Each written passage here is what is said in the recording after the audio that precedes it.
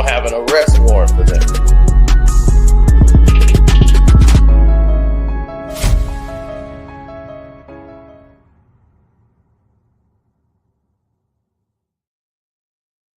What's up? What's up? What's up? Yours truly, Carcino.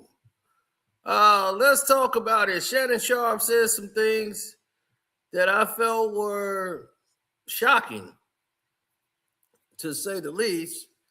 Not by his own doing. It's just it's a misunderstanding because other professional athletes feel like this also. And yes, you have people that live very frugal, and their interpretations of what's important and what isn't important are on two different levels. And it's hard to explain to somebody else one side of a story that they're just not going to get because they don't live that life and probably never will. So they don't really understand it. And they just think, well, money should last forever. Nobody has a right to complain if they got $100 million. So they don't understand that it's a lot of things that comes along with it. It's not like you just won it in a lottery or something. That you actually have this over a period of time. And by all means, there's always different levels of handling the said situation. And the way Shannon Sharpe does it is what he does with a lot of things. He just tries to simplify it and just whitewash the entire situation with one broad stroke. Well, if you don't spend nothing, you should be able to spend. I mean, you should always have extra money. I mean, $40 million is $40 million. You know, it's real simple to say off your tongue when it's not your money. You know, when it's somebody else splitting the bill, it's real easy to say when they're not living it. And Shannon Sharpe, I thought, as a former athlete, would really understand this a lot better than many other people would. But he didn't seem to get the message, which was shocking to me, that he took the position he did. Now, two NBA players had very different approaches to what other people can consider a standard, a commonality, a practice that meant, you know, this is how we do things this way. Well, you know, you get it, right? You've seen how other people project their own ideologies to the situations. And when athletes go to a certain narrative in a certain way, CJ McCollum is the one that was really bringing this back up. And when CJ was bringing it up, he was talking about his own personal life and his own personal decisions. So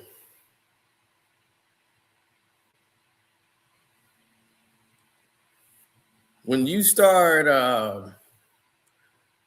going through those progressions and saying, this is what I plan on doing and this is how I want to do it, it always comes in on a little bit of a slant.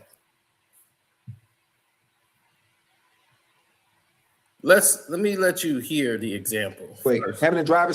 First of all, let's call it 950, 970. Agent fees 15%. All right, guys. Ocho, this is you. Drafted 10th overall, Portland, in the 2013. CJ McCollum says his debut season salary was about $2.3 million. Yes, sir. Got cut by federal taxes, which was 37%. Oregon taxes, Oregon's 9.9% state tax, 4% agent fees, and 15% marketing. He lived off a small endorsement while facing jock. Now I want y'all to take this back because I think we need to keep pace of all this, ladies and gentlemen. I should have a pen. Yeah, let me get a pen right by me. I'm going to write this down because he kind of blew by it like it was nothing. But I say it needs to be written down. Let's see. Let's go. Ocho, this is you. Drafted 10th overall, Portland, in the 2013 CJ McCollum says his debut. CJ McCollum's salary, right?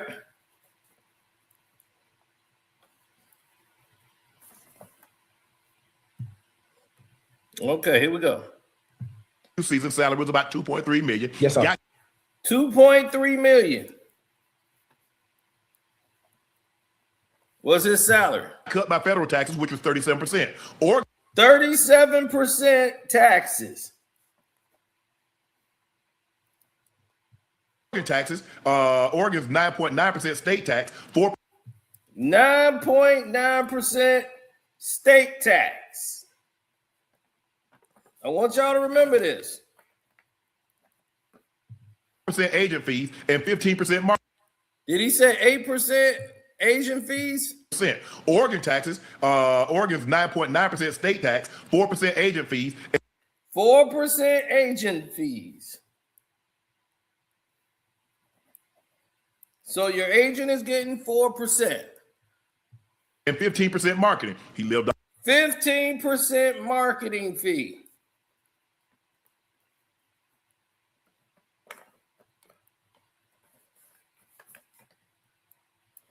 And that's a $2.3 million deal.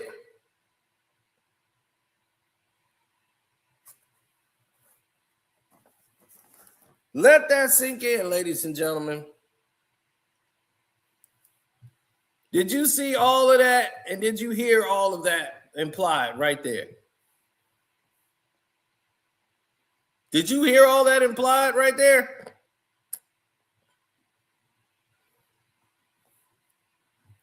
I know, because you believe everybody just blows through their money because that's what they want you to believe. All of the athletes are stupid. They just buy jewelry and blow through their money. That's the narrative they want you to believe. And it's not that simple. So if you add up all the percentages that he just gave you, 2.3 million is his salary, right?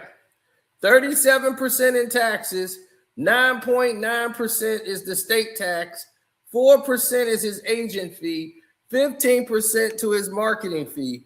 We haven't even got to the luxury tax or insurance. And already we're at 65.9% going out the door in taxes.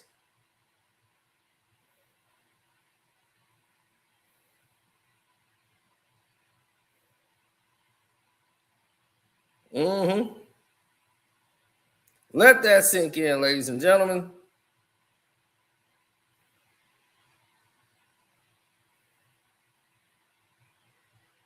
So let's do 2.3 million.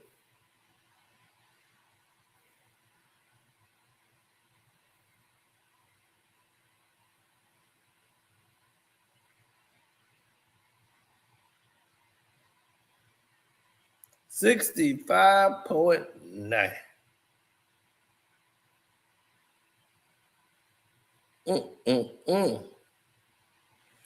So that person is gonna have about 770. God damn, that's lower than 78,000. 7,800, what? 700,000, maybe at the max. About 789,000.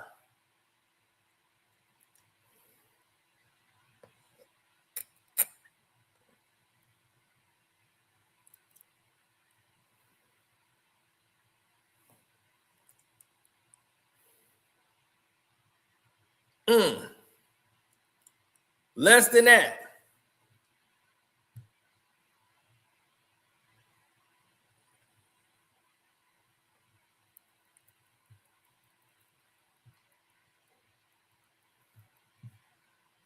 Now, the whole situation goes left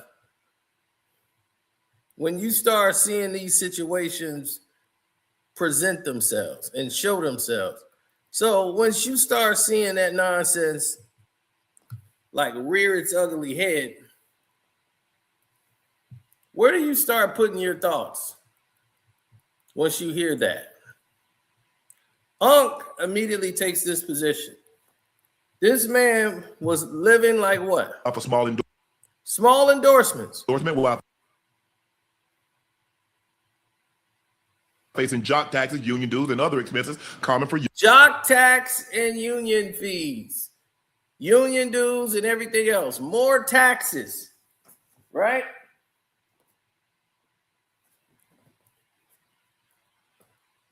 Job tax, union fees. So you got about 1, 2, 3, 4, 5, 6 different taxes hitting you already. 6 different ways you're taxed on your money. Young athletes. He told Forbes, let's say I'm making $2 million. After taxes, let's call it $950, $970. Agent fees, 15% marking, those checks get chopped out. After living off energy drink deal, I had about a $12,000 deal just to get some posts off, and I lived off that. He lived off a $12,000 energy drink deal to help him get by on his first contract. Fear and a paranoia that I was going to go broke. I always fear like everyone goes broke, so I'm not going to spend any money. I bought a $6,000 chain, a big cross, but that was really it. I was afraid. The trip here, I used points to come to New York. The points for a trip to stay. It gave me $400 in food and beverage. Coos chimed in. Not gonna lie, I guess Austin here and athletes break down how their millions aren't really millions after tax. Here's Cal 40 million after taxes is still 40 million. Saying that it's exhausting hearing athletes break down their millions. Why is this exhausting to you? Why would you be concerned about it, Kyle Kuzma, if it doesn't concern you about a man telling you about his life? But he says it's exhausting hearing athletes break down how their millions aren't really millions. After taxes and fees, 40 million after taxes is still 40 million. The real issue is the system. It's lifestyle creep. Nobody told you to live like a king, buy 5 cars, or move within a 10-person entourage. Modest is allowed. Now, yes, to a degree, but not everybody is living that life. The average NBA player is not living like that. They're not living with no 10-man entourage, and they're not doing all that. A lot of them are not living this lifestyle that you're talking about. These are the people that are in that tax bracket, that's in that selected all-NBA group. They have money coming in from different areas, like you, Kyle Kuzma. Kyle Kuzma was allotted, nobody can do like Kyle Kuzma did, right? The owner made you her boy toy. You sleeping with the owner of the team. She was getting you money coming in from endorsements and all type of charity foundations, fashion, hooked you up with all the top gay fashion people in LA to make you wear the weirdest shit in history. And you were basically the boy toy. This is how you got your model-like girlfriend that you with now. Your career hasn't really amounted up to anything in the NBA. You have digressed as a player to become this fashion guy, and you still got multi-million-dollar checks coming in from it. So you're in a whole different boat than the rest of the other people. But don't act as if these people got 40 million after taxes. A lot of them don't.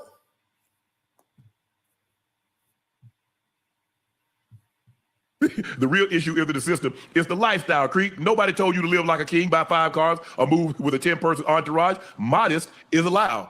Coos ain't allowed. No, he didn't. A lot of people, Uncle Joe, when you make it, a lot of people get caught up in the lifestyle, having to look a certain way, having to drive a certain car. Now, when it comes to driving a certain car, they start buying multiple of said cars. Now, it's okay to enjoy the fruits of your labor. I understand that.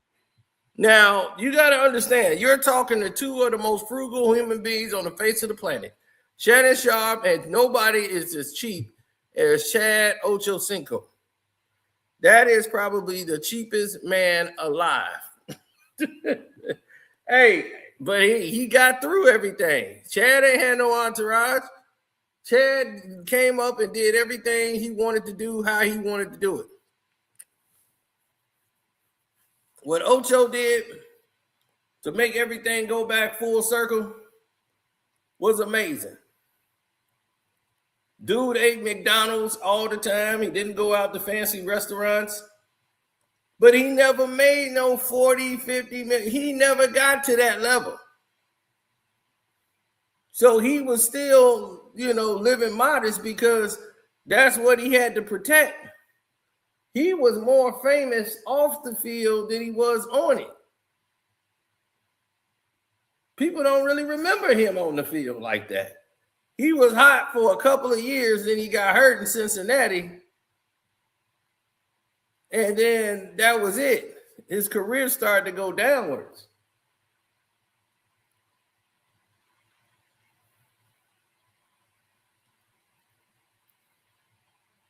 But he's never had this amount of money. But he always was the kind of, to put the money in the shoebox type guy. That was him. Boy, you better put that money in the shoebox and bury it. And that's just how he was. When he met his wife, the first date he took her was to McDonald's. Because if she couldn't get used to it, I'm like, of course she gonna go to McDonald's. Man, when she went to McDonald's with me and ate that McDonald's, it was like, all right, cool, we going to McDonald's. Oh, I knew I had a winner. No, fool, she knew to cater to your ego. But weakness, women has always been his weakness. This is how you got like 4 baby mamas and about 13 kids. So all that saving, so the money can go to some ratchet women. It's hustling backwards.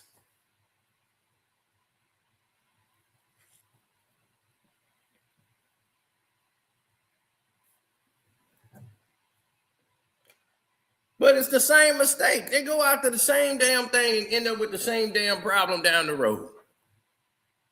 They get one Kardashian Latino-looking black chick and go right and get the next same one. They got the same agenda, and then they keep wondering why things are going wrong.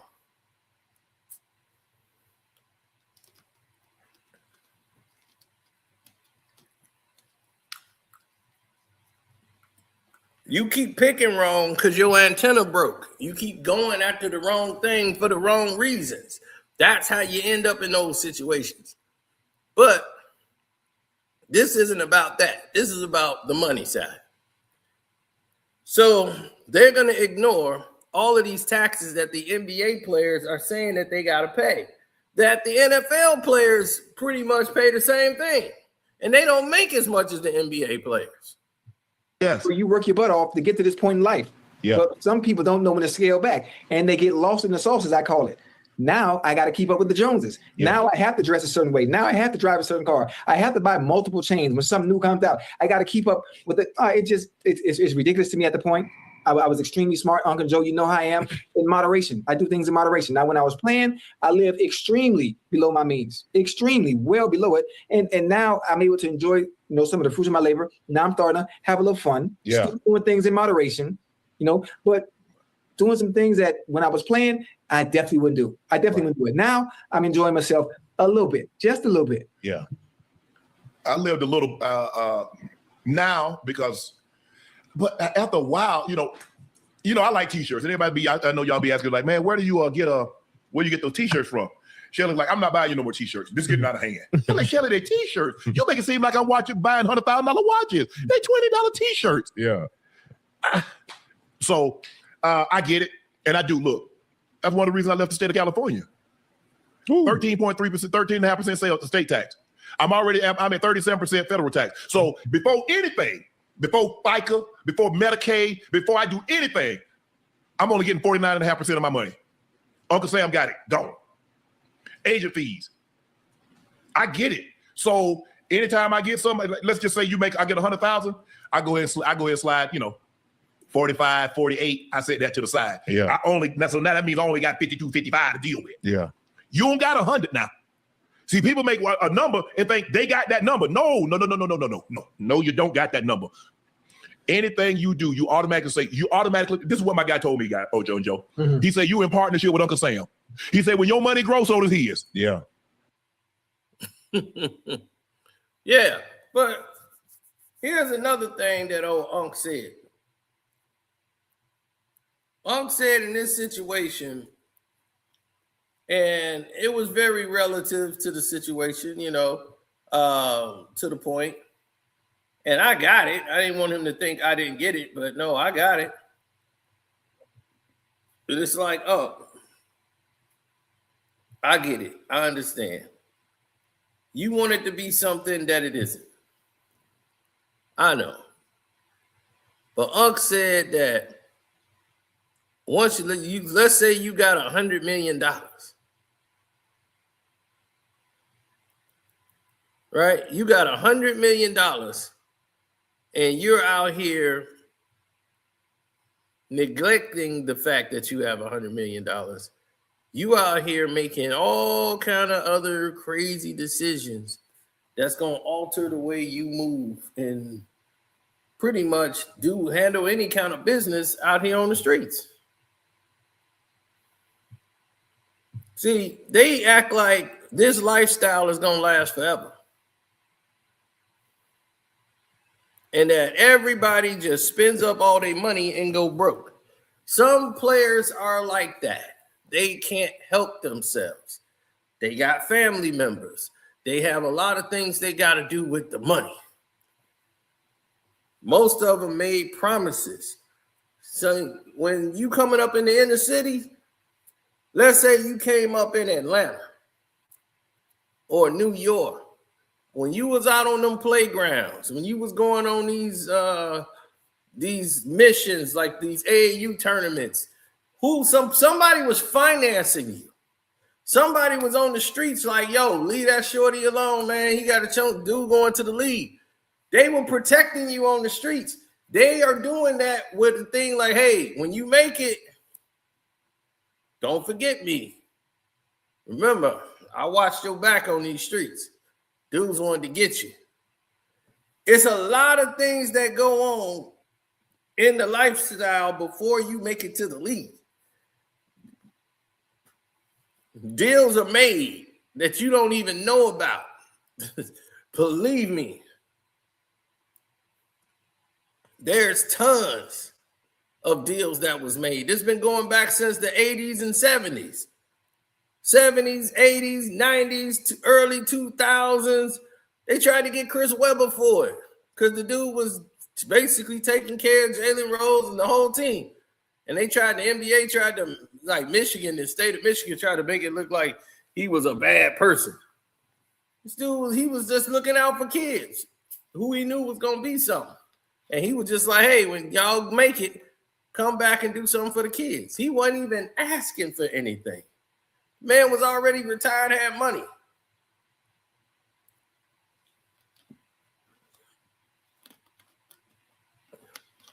But the NBA made Chris Webber go after him.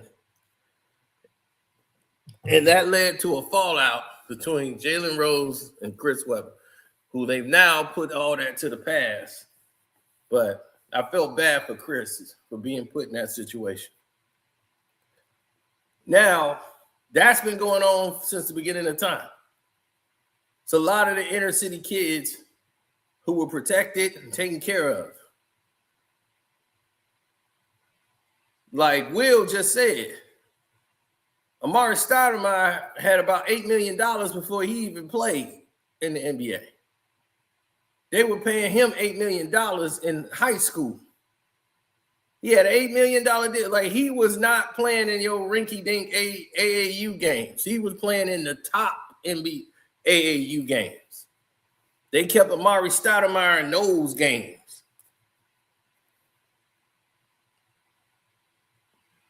And he was like, Amari Stoudemire had $8 million before he even played in the NBA.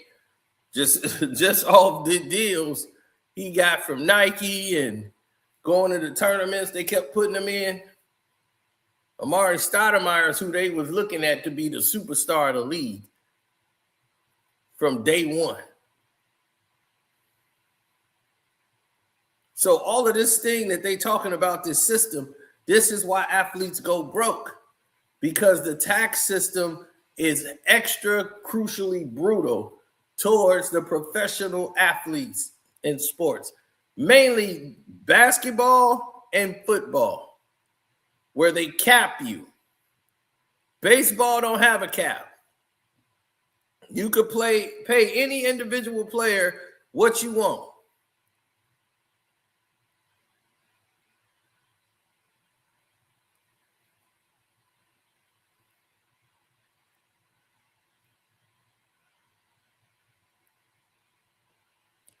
Why?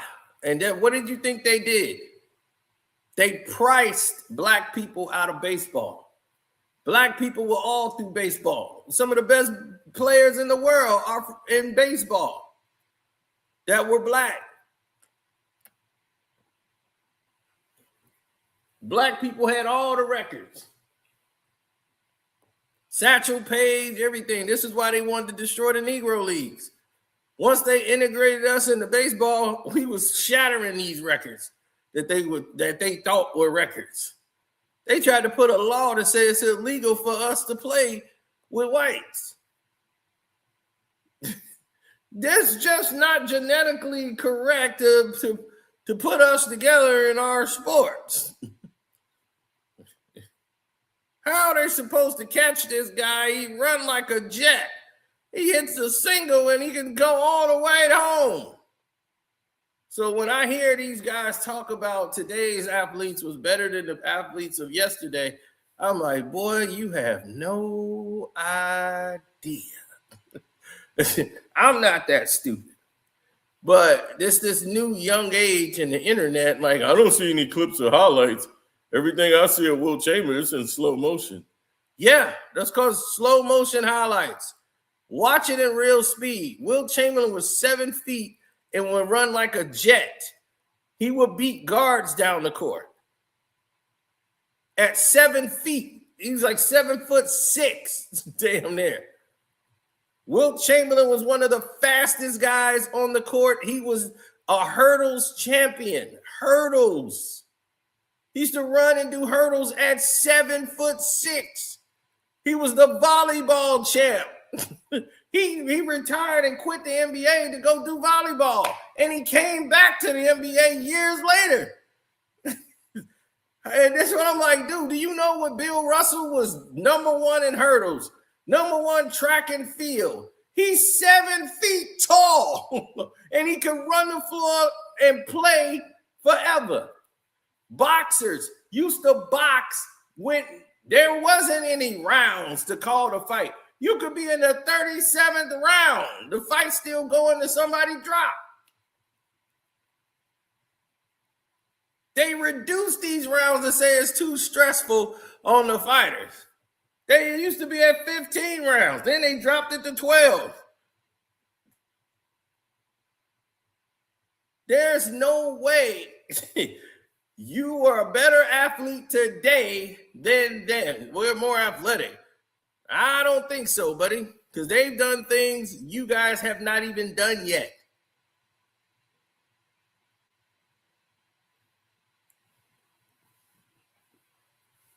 Now that we've gotten that addressed, we now can get back to the money. So the money problem that comes in, it always rings in at a slant. When you see 2.3 million or 37% tax, the 9.9% state tax, you got to pay an agent fee. You got a marketing fee. Some people have a manager. They got to pay a manager a certain fee percentage. You have your union tax that you have to pay. You have your insurance that you have to pay on that. Then you got a jock tax. You got to pay that. You have to pay all of these taxes. That's well over 60%. You're going to be spending 70% of your money in taxes going out to stuff that's not coming back in before you can even make a move. So you really don't have a lot of money. That's what I was telling the one guy. I'm like, dude, I was living better than half of these guys that had contracts on the Chicago Bulls. I know because they live out here. I sit there and I talk to them, and some of the players there, we at the pizzeria, man, and he was like, dude, if they didn't give me a discount, like I get the Bulls players get to eat here for like free. You know, we take a picture with the owner and sign the thing. He's like, man, I wouldn't make it. He was like, I'm struggling and I'm making money. One guy said his NIL deal was better. He was like, man, that's when NIL first came out. I was a rookie. He's like, that was like my first time getting money. And I didn't know it was legal. I'm like scared that I don't want to blow my eligibility. And he's like, no, it's NIL. This your money. So he was like, shoot, man, I was making more off my NIL deals. I get to the NBA, I'm paying off all these taxes and stuff. I'm like, man, I was better off staying with the NIL deal. I should have stayed in college 2 more years.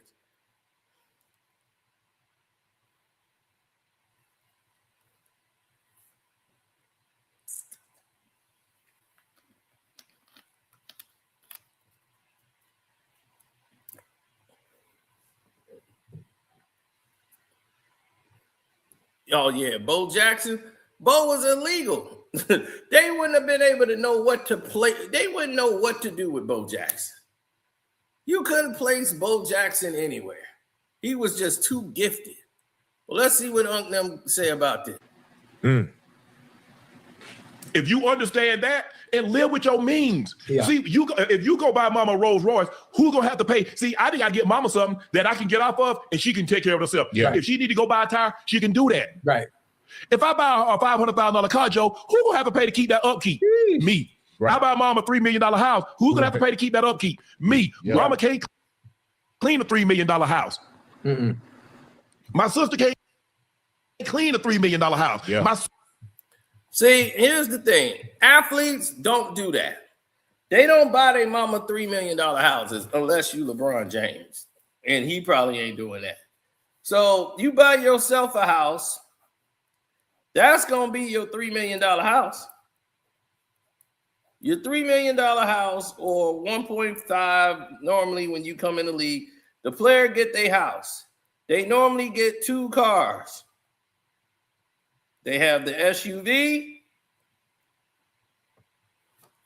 Then they got the sporty car, right?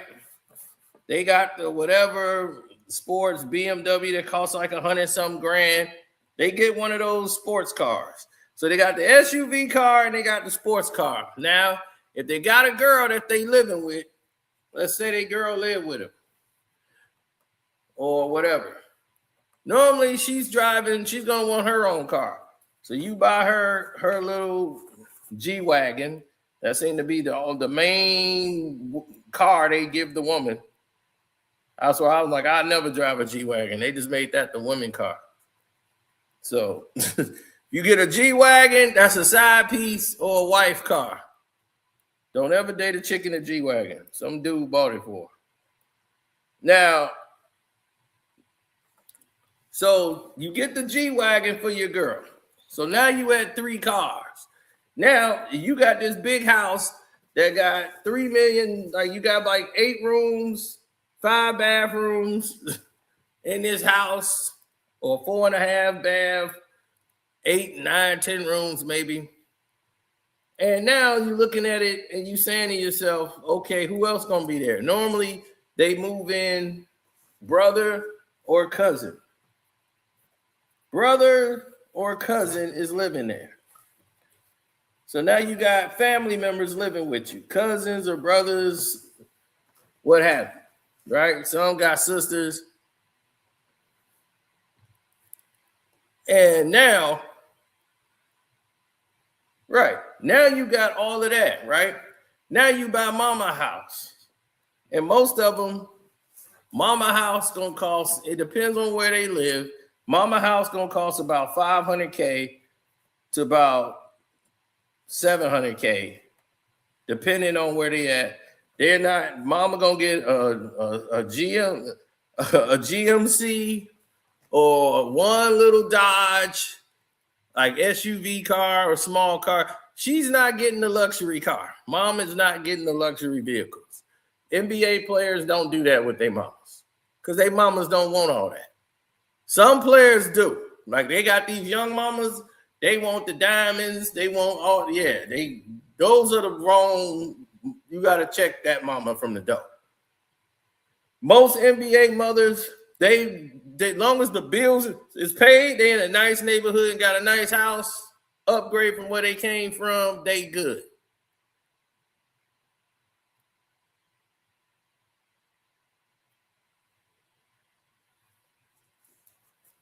So, oh yeah, I see it out here all the time. I took you to where the $1 million houses is around the corner.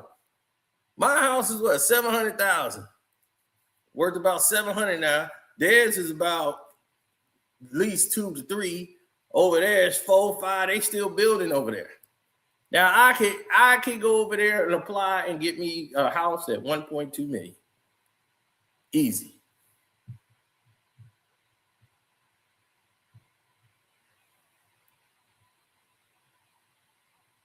Yep. So NBA players start off like that. Now, most of the black players now that's younger, they come in with a little bit more business sense. The NBA saw that all of these players were going broke and they was getting a lot of bad press. They were like, man, in 5 years, 80% of y'all players are going broke. The NBA is not protecting these kids. One, because they're coming in younger and younger. Everybody's coming in after 1 year. When Jordan them played, guys was coming in at 23, 24 years old. Some of them was coming in married. They got married, met their wife in college, got married, came in the league, so most of these dudes was in full-length relationships before they came into the league. They were considered grown at 24.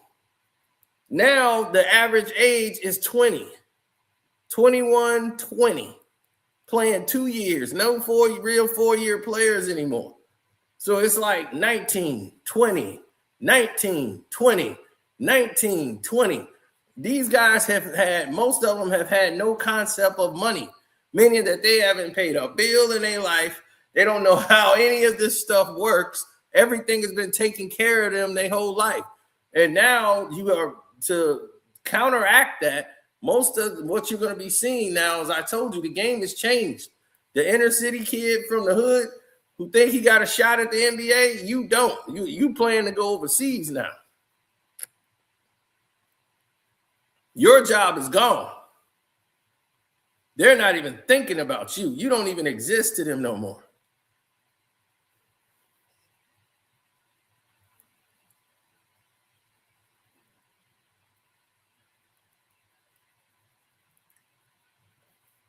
You don't even exist. They're going to replace the majority of your job with some European player from Slagovuga, and he's going to be on the team before you.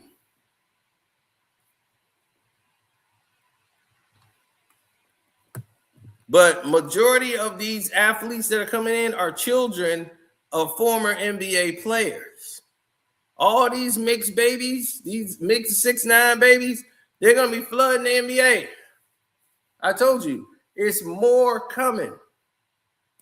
And they all just coming in, children of the NBA. It's one big farm system. And you were like, man, if you played in the NBA, would you want your kid to go that route? Yes. And you say, well, why would you want him to go that route? Because what other place is he going to go and do a job where he can get paid $100 million?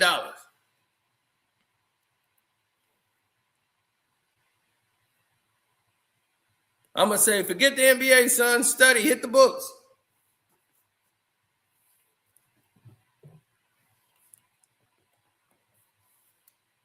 Go on and hit them books, son. So you can get this job. Pay you. Yeah, you can start off at $110,000 a year.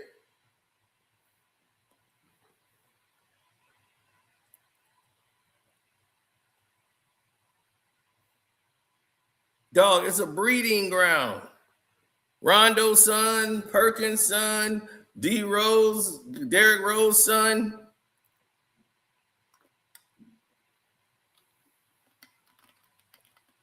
They all here, baby.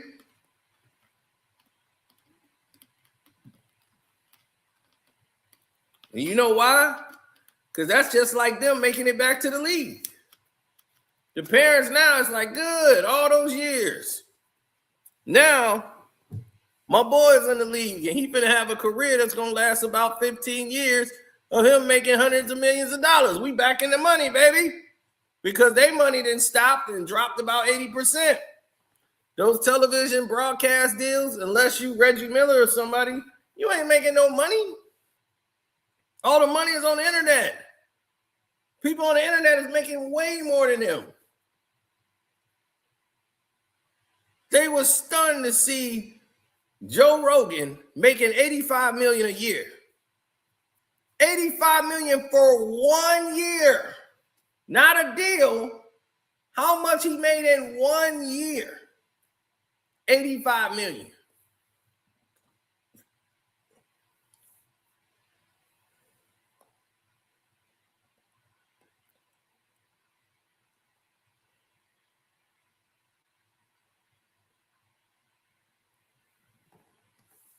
So the money is on the wrong side of the table. And now all the athletes see it. And that's why you got all these podcasts come out of nowhere. And they started flooding the space that we all had.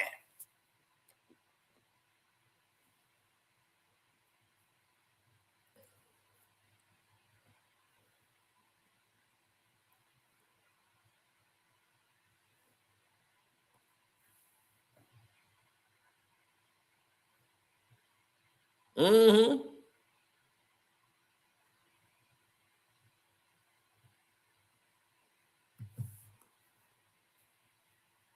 All right, they fall to the second round, third round if they stay 4 years. If you stay 4 years, they feel like, man, what's wrong with you? Or you might be in a late bloomer.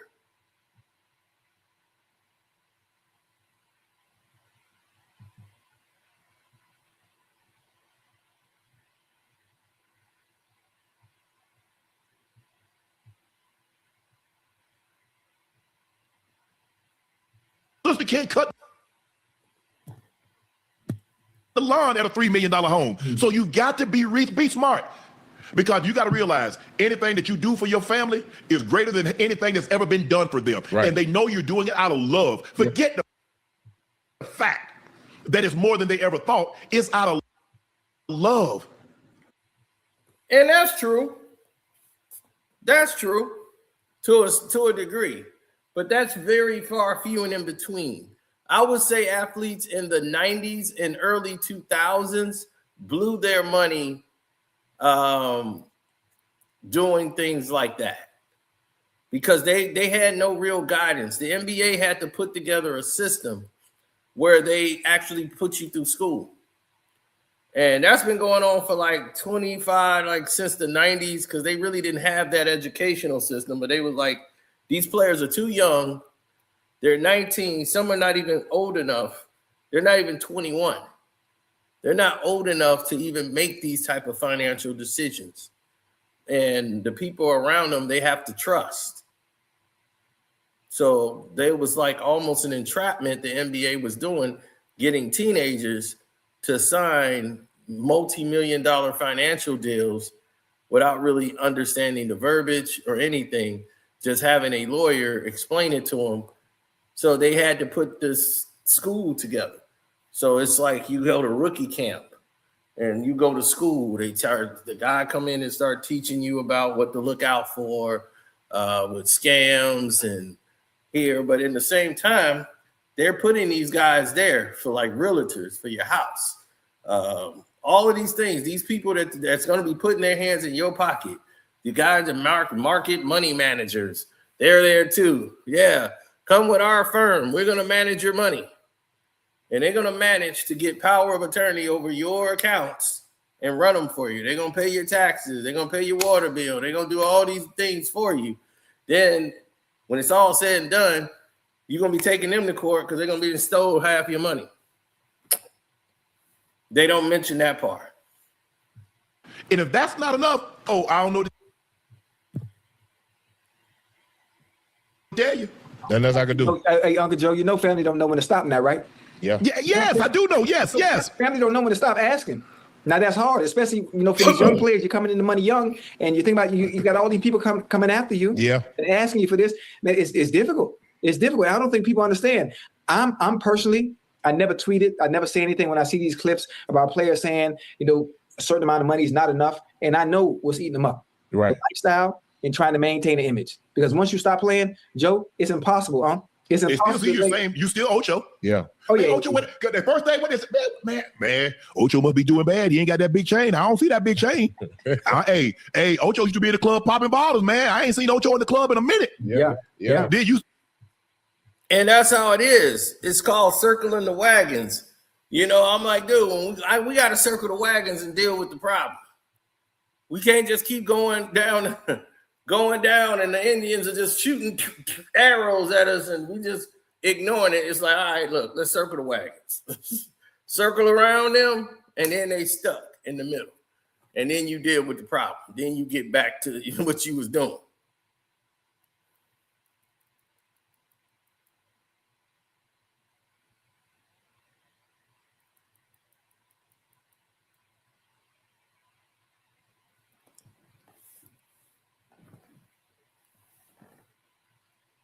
That's why Kyrie got his father's girlfriend.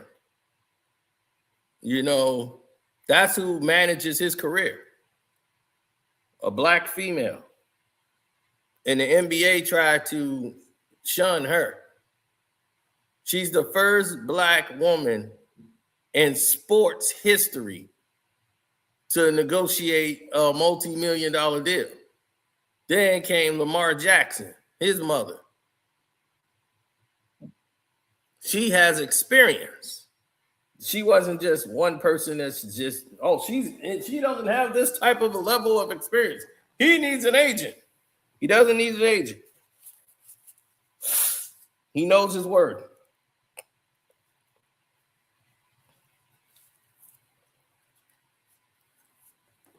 The man knows how much money he's supposed to get. We all know it's sitting on the couch.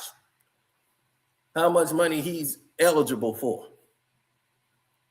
And y'all wanted to set an example when y'all lowered him in the draft and didn't want to pay him what he was deserved, all because he didn't get one of these white agents from these agencies. He wanted to represent himself with his mother. Both of them make the decisions. They wanted to break that trend. But they never talk about these agents all getting caught stealing from the athletes and being found guilty in court. All of them are. They get caught, they get sued, and they go to court and say, hey, you stole this man's money. And it's always seemed to happen to black athletes.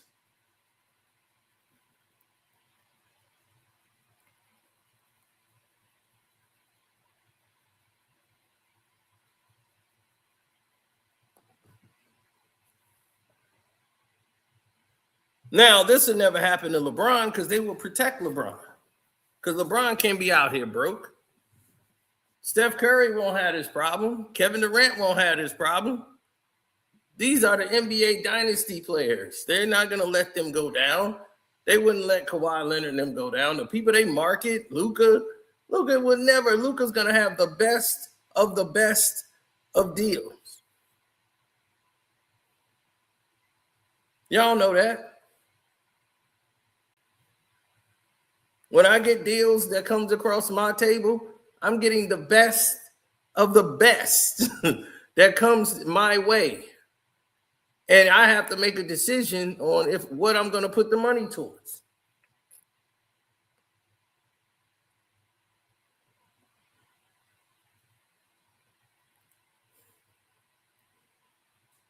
What's up, Bear?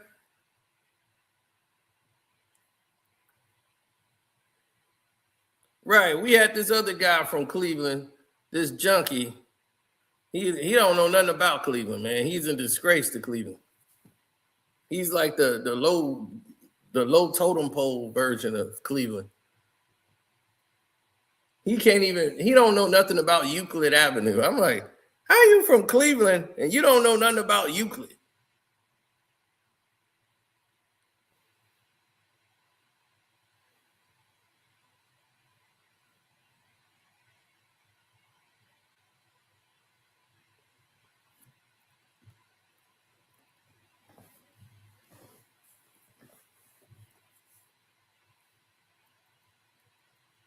Right. Everybody from Cleveland can tell you about Euclid Avenue.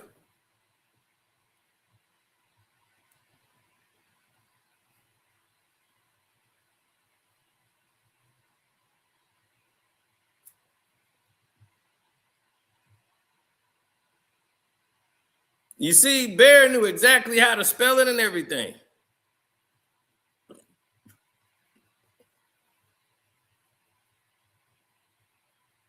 Yeah, Euclid is long. That's like a main street.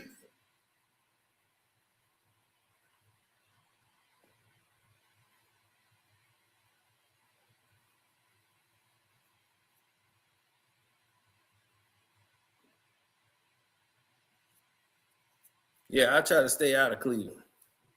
I stay out of Ohio, period.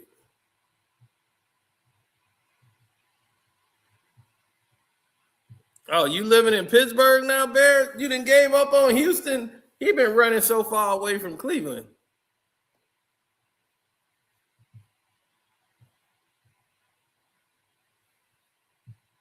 You start hearing that, now all of a sudden you got to go get something outside of your means. See?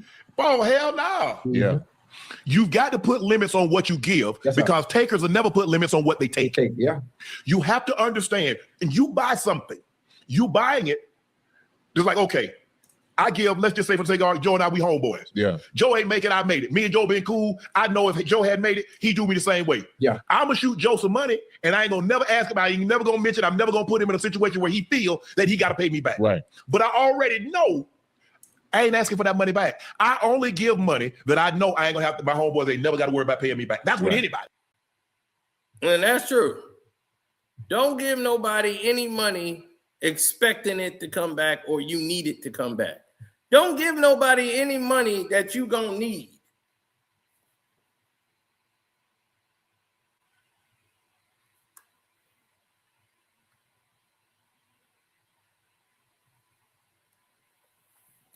Because for some people, it's an image. A former NBA player who used to do that. He used to have his custom chain. He ain't even got that no more. He's like, man, I don't even wear jewelry no more. I was like, that used to be me. I was draped up in gold. Big Wu-Tang medallion, 40-inch gold chain. Why stay out of Ohio? Oh, the police. Y'all, that's the worst place for black people is Ohio. The police have a green light to take you out. Most people that are unarmed blacks are unalived by the police in Ohio than more than any place, any state in the world. So that's why I stay out of Ohio. I stay out of Ohio. Every time I went there, it was a problem for no reason with the police. I'm like, this is crazy. We playing basketball in a park, just shooting at a rim. That's a problem. And it's not private property. This is not a private property. This is not a gated community. What the hell are they talking about? I was like, oh, okay, yeah, we can't be in this town. So I told him, I said, it's this state, man. We gotta get the hell up out of here.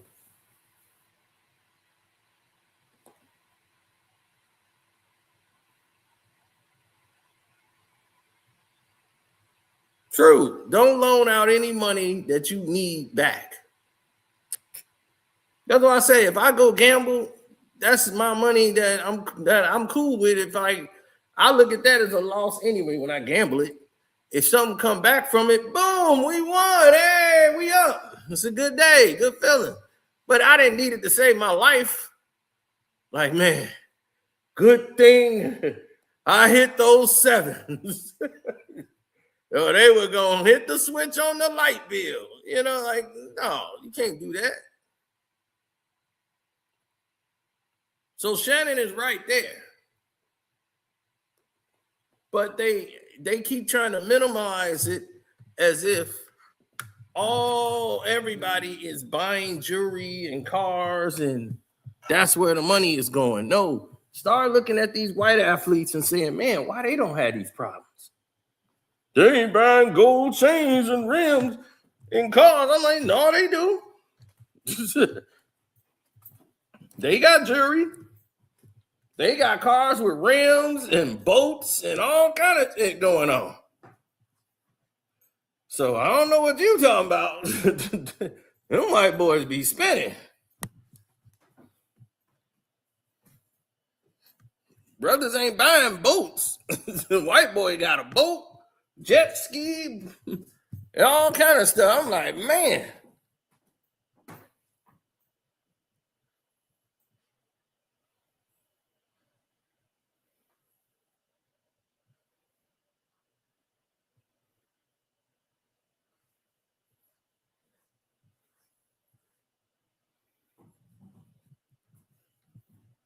Cleveland can't get over them making that game-winning shot.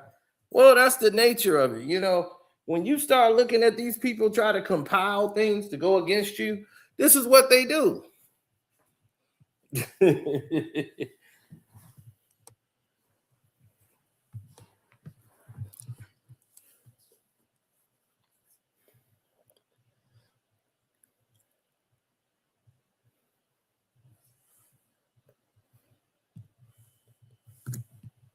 Right.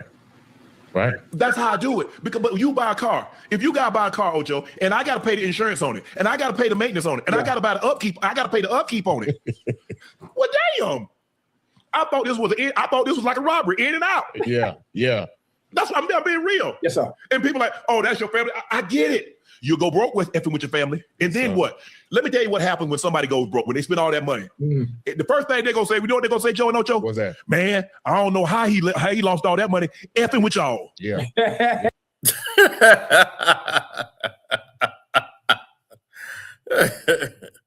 No. It's all about you are in control of your dynasty. You care about what everybody else thinks. See, that's what happens to people. They donate to the level of their comfort, meaning that instead of telling the truth, they live in the lie. So instead of telling the truth, they live in the lie. They care about the image. Remember, I told you, NFL player pawned his Super Bowl ring to get a loan just so he could throw a big party to entertain his friends coming in to Vegas for the weekend. They was coming in for the Super Bowl weekend, and he was like, man, they come in here for the Super Bowl weekend, and he's like, man, I got to pawn this to get a loan. And he got like a couple of like 30, 40,000 or something for the ring, just so he could show off and entertain and keep up the image for his family and friends.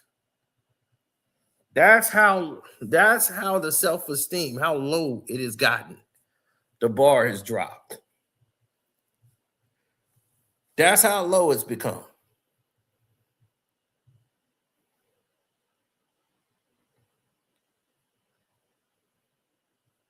Yep, pawned the Super Bowl ring.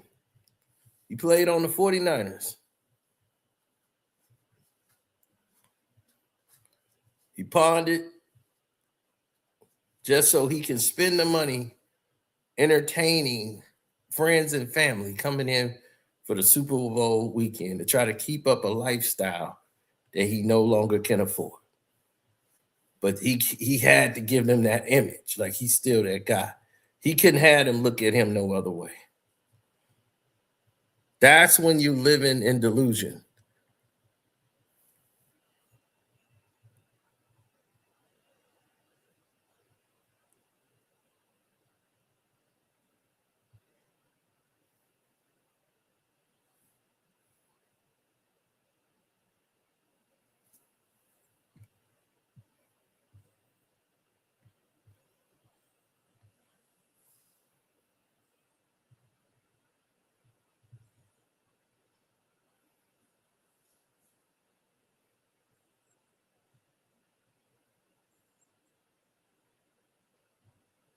He said, I'm yet to have called a white man a lame for working a regular job. Tons of black men women have told me that. Exactly. They don't do that because they haven't been programmed to do that.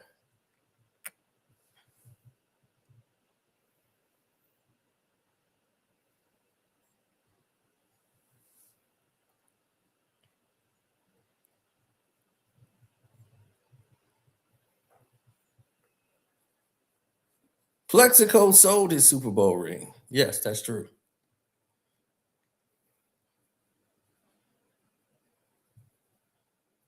The narratives never stay the same. They always changing in the wind. So if you see somebody changing in the wind, then you know it's time to go. It ain't time for you to be there, to be standing around. It's time for you to go.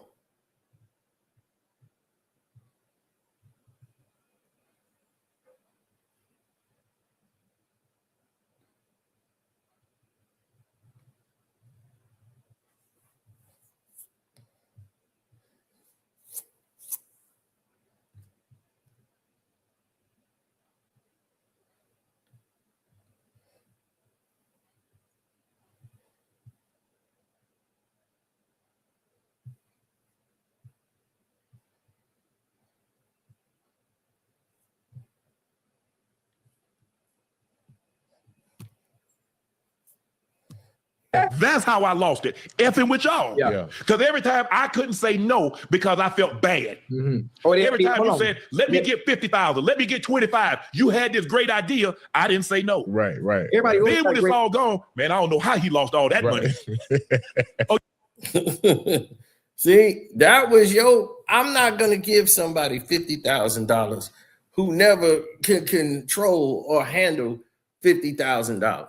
I'm not going to give somebody $20,000 who's never held $20,000. They don't know what $20,000 is going to do. They wouldn't know what to do with $20,000. They would lose their effing minds with that kind of money. You know what they're going to do? New furniture, new living room, new bedroom set. It's like, wait a minute. This $20,000 supposed to be an investment into the business. Why y'all got a new bedroom set? Because they don't know any process of doing anything with the money except for get the money. That's it. Let's just get the money.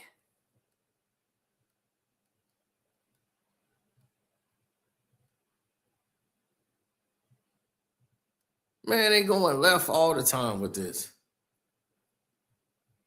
Now, in today's time, like let's say you in New York, you're going to face major taxes. One, you rather get paid. Right, you ain't never got paid. Everybody in New York got paid under the table. Everybody was getting paid under the table. You want to get paid under the table. Why are they trying to single out Kawhi Leonard? And the whole league been like that since in its inception. Magic Johnson is in every tournament. Rich people used to fly them out to golf shows, everything to get paid. Kobe Bryant was paid under the table for years. They would put them on TV shows, anything in California, keeping them busy. Kobe was on like 2 different TV series and everything in his rookie years, first 2 years in the league.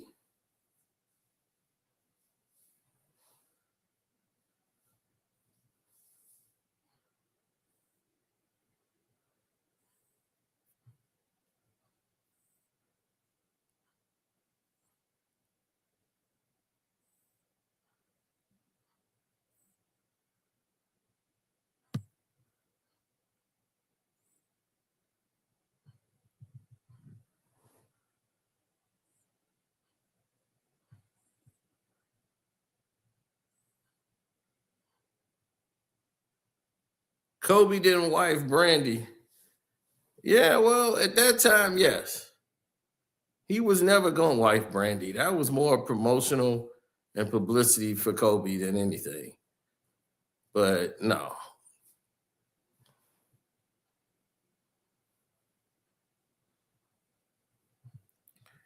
Oh, that is getting paid under the table. That's how it works, LB. They don't give no money like, here you go, here's a bag under the table. They smarter than that. They get them investment deals, just like Kawhi Leonard.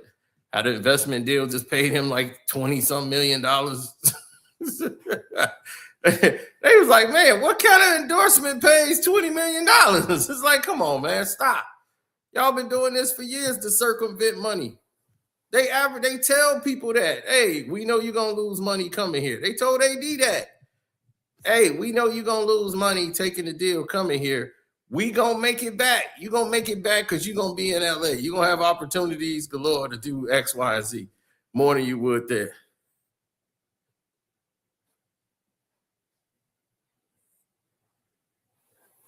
Oh, no, the sponsorship existed. The company exists. They just never aired the promotion.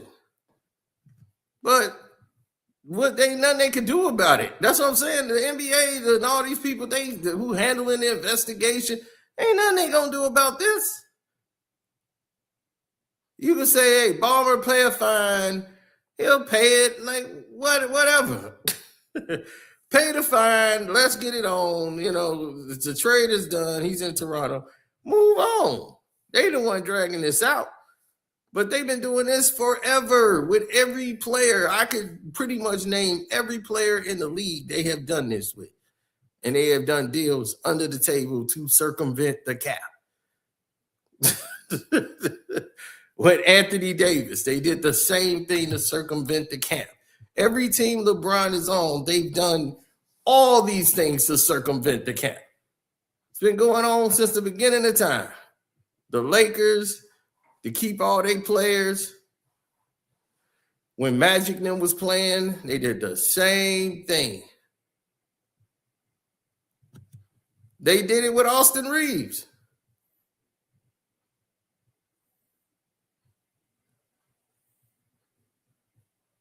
No, the NBA isn't dragging it. The NBA want it over with. We just got a punk ass commissioner. The punk ass commissioner is scared to tell them to cut this. If this was David Stern would have went in there and had people fired. He was, we've done concluded our investigation, but they're the ones handling it. They're doing their own internal investigation, and they're not done, so it's still going on. And I'm like, you are an idiot. How you gonna let these people run your NBA, fool? You go in there, man. David Stern shut down the Southern District of California. New York and in California. That person got reassigned. He went to the private sector and got a job. He was replaced immediately. That's how David Stone worked. He didn't care. And this was about the Sacramento Kings robbery against the Lakers. And they would launch an investigation into that. They was like, oh no, it ain't gonna be an investigation. Sacramento lost, and that's that. They could come back next year. We are not putting the Sacramento Kings in the NBA Finals.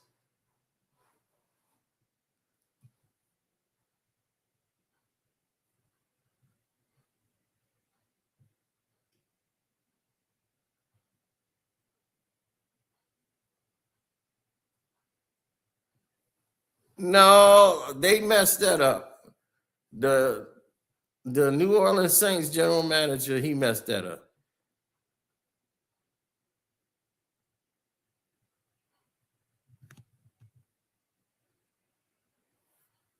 Yeah, he messed that up completely. He went ahead and announced that deal way too soon. All he had to do was wait about 2 weeks, probably less than that, 1 week. And if he'd have made the announcement, it'd have just been made.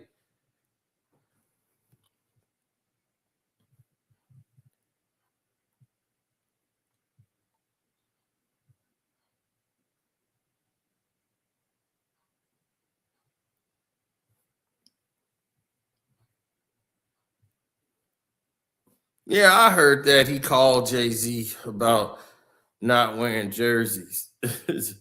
And people were wearing button-ups and they just stopped wearing them and all that. I doubt.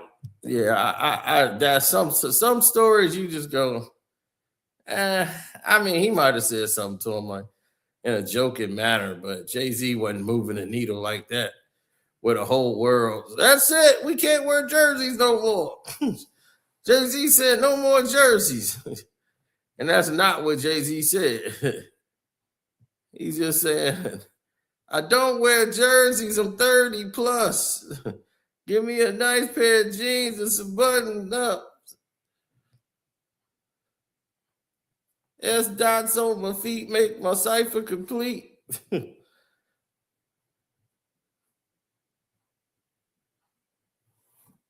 He said LB don't even know Courtney Kemp ain't the writer for Raising Canaan. It's Sasha Penn. Yeah, Sasha Penn screwed up Raising Canaan.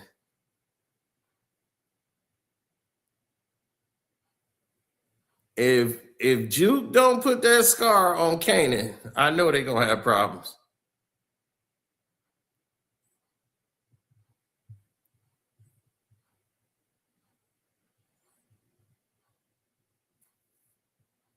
He said they had a strict dress code in the clubs. Well, they had to. They had to up the limit on the clubs. That's when it got crazy. But back in those days, like Mello, everybody was in the club. Like Mello, that's how Lala could tell that story. And she might have gotten away with it because they was like, girl, you was too old to be dating a 19-year-old. You saw he was wet behind the ears and you took him in at 19. She was like, she didn't know he was 19 because he lied to her and said he was 21. And I believe that. I believe because she didn't know nothing about Melo. She knew he was an NBA basketball player because DJ Clue hooked him up. Clue is synonymous for screwing people up. If you get hooked up by DJ Clue, it ain't gonna go well. Just stop letting Clue hook people up. Stop getting Clue to hook people up. He hooked up Offset and Cardi B. So let me just tell y'all right now, stop getting Clue. If Clue say I got somebody for you, don't. It's just go end the disaster.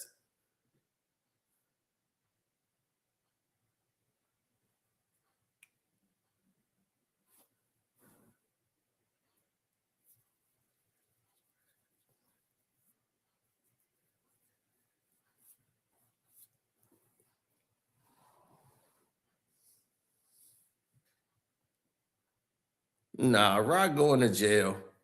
You had already killed off 2 people. They're going to have Rock go to jail.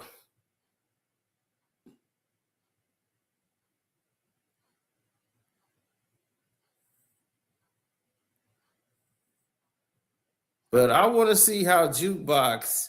Remember, Jukebox name is not Thomas. That's why I got to go back and watch the whole episodes. I don't know if her mom's last name was Rankins. Because remember, she was her last name was Rankins.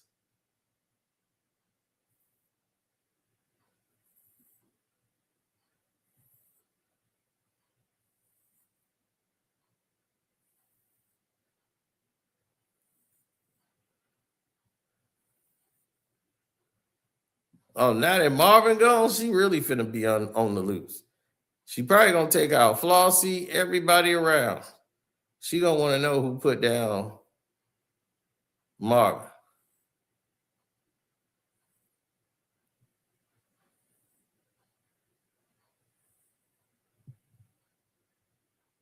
It's like she got her mom's last name.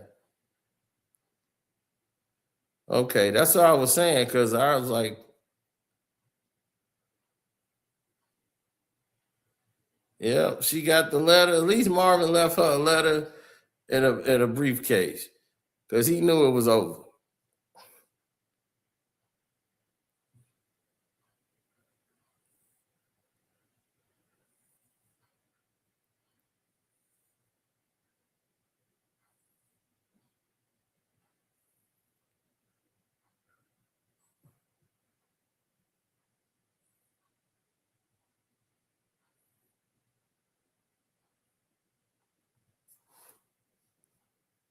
Yeah, Isaiah Thomas and Charles Oakley squashed their beef.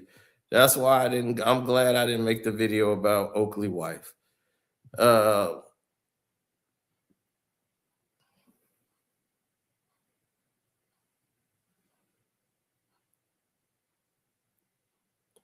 for sure. He said, open it up so we could talk about power. Oh, if y'all want to do that, I'll open up the panel. You can talk about it.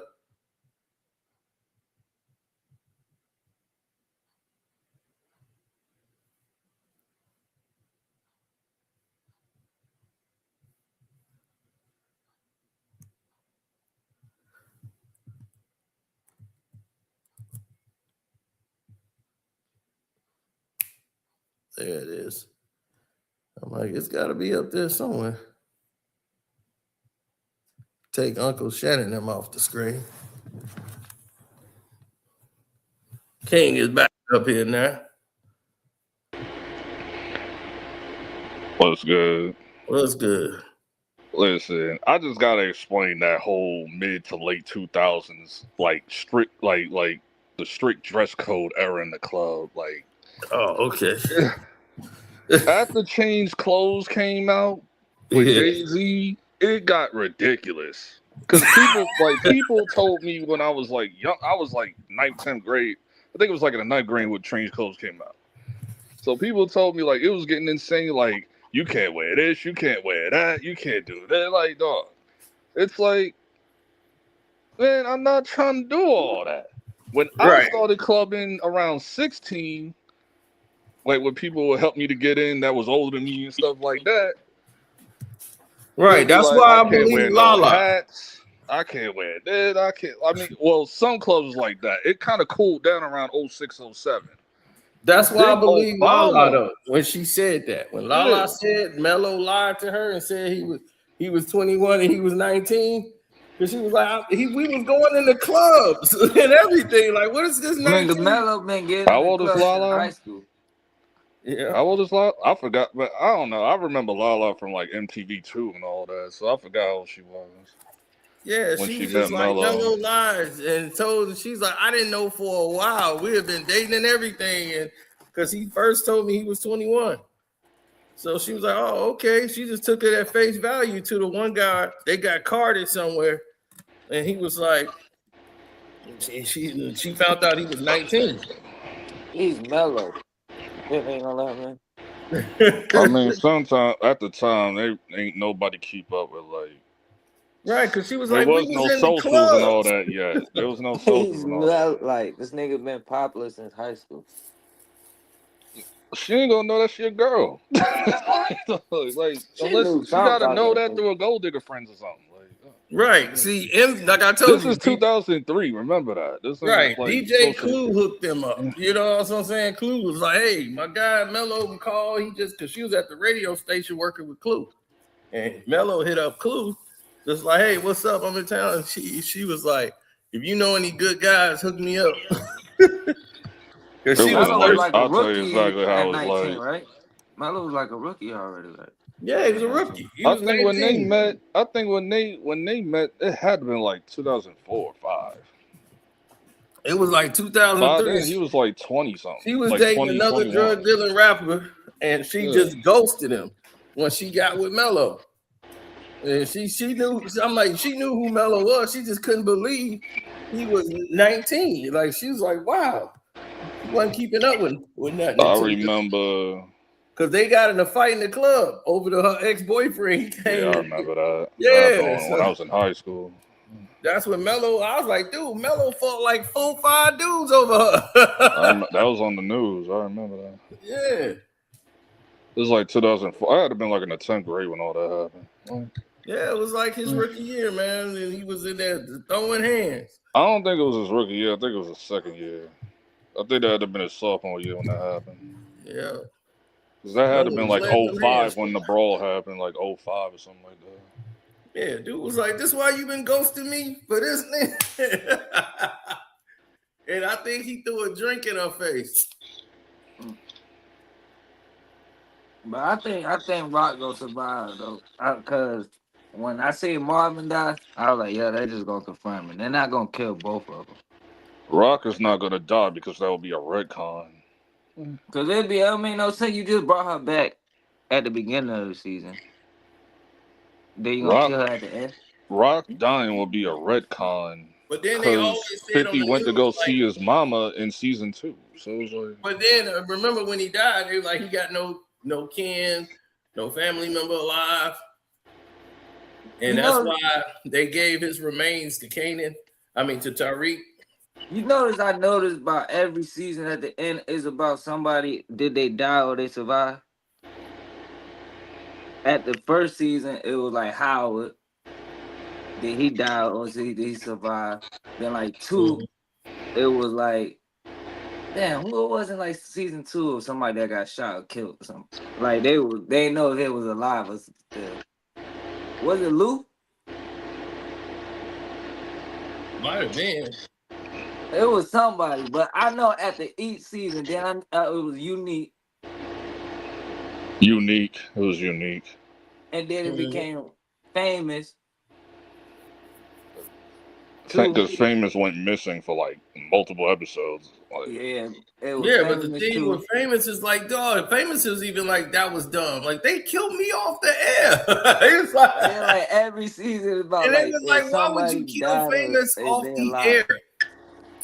And then the last yeah, one was doing Rock. it off screen is crazy. Right. Yeah. I'm like, dog, he's Kanan's like character arc.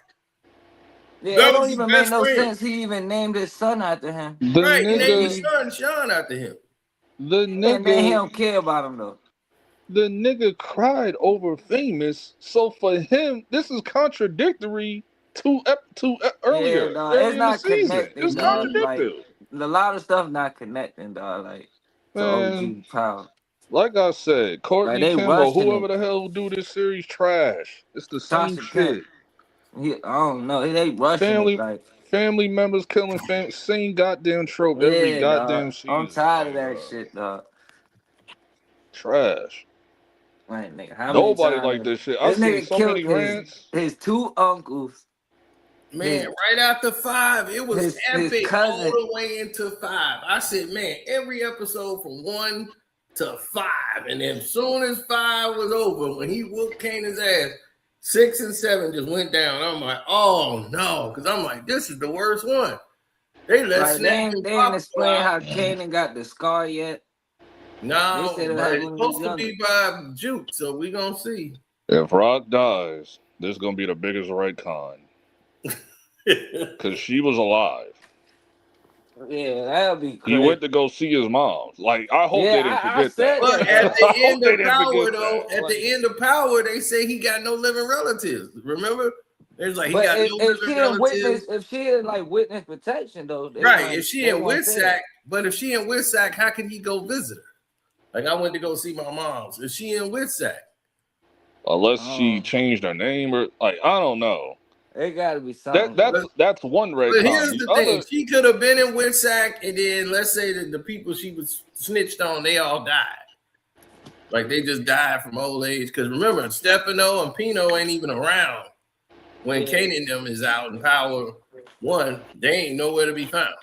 Oh yeah, everybody about to get like clipped like next episode. They about to just shake the board. So yep. So they ain't even around. So she probably can come back to New York or whatever. But she probably went. They forgot another retcon too. This is why it should have been Kanan for Snaps and Pops. It should have been Kanan with Breeze killing Snaps and Pops. You set up the whole Breeze stuff with him getting kicked out or replaced or whatever. Mm-hmm. Then you had Kanan has issue with Snaps and Pops too when he found out about Famous. Y'all completely forgot about the girl they killed that Kanan was with last season. They forgot all about that. the girlfriend. I told you, Crystal got erased this whole season. They haven't even mentioned Crystal's name. Like, what are y'all doing? And that was the whole arc. It. Like, even when he found out about Famous, they never even asked about Crystal. I'm like, man, y'all don't even. They was like, man, that's crazy. Kanan killing Marvel was stupid. Kanan should have killed Snaps and Pops. Mm-hmm. Snaps and Pops should have had a way better ending than that. Like, yeah, they like I get why Jukebox did it herself. Security. I understand that, but no, it should have been Kanan. Like, in Breeze. I don't know. Stefano should be packed up. He'll be packed up by next week. Flossie, yeah, who Stefano knows? caused all this problem. It's either he gonna get killed. But Rock laying somebody down in one room. I'm like, man, she laying somebody down. She laying down like 2 people. She might as well go out blazing. And they're gonna have to address the whole Juke and Kanan shit. It's like, how are they calling OG Power when he killed Marvin? He killed Marvin. Unless she never knew what happened to She Marvin. never knows. Okay. She's never gonna know. Because there's no way she How can was know she not and expecting? take care of After Kanan. he just beat this nigga ass, how could you not expect? Exactly. After he already killed Lou and act like he didn't care. Another thing that was stupid was the girlfriend going to Kanan, giving half-ass information. Now he thinking that Jukebox is trying to shoot him. Like, Yeah. oh my god. Like, why did she come back? There was no need for her to come. It's like the cop. It's like the cop from last week. Right. It's like the cop from last week that showed up. I was the one who told her about Famous. Like, it was like, well, maybe now you get the hint. it's like he was not needed to be part of that. Like, oh, he was the one who gave the tip for Famous. What? Like, right. I'm just like, man, who did this? I'm like, who did this? Only how I can see like that if they do like a spinoff about like back in the day with them niggas and shit like that. No, please, no. I don't care. Like, I don't even care no more. Like, right. If you need to get a show in Miami, I'll watch that, but no other spinoff. Yeah, you need that's my boy. I doubt that's happening. Right. They gave him his happy ending. He going off to Miami.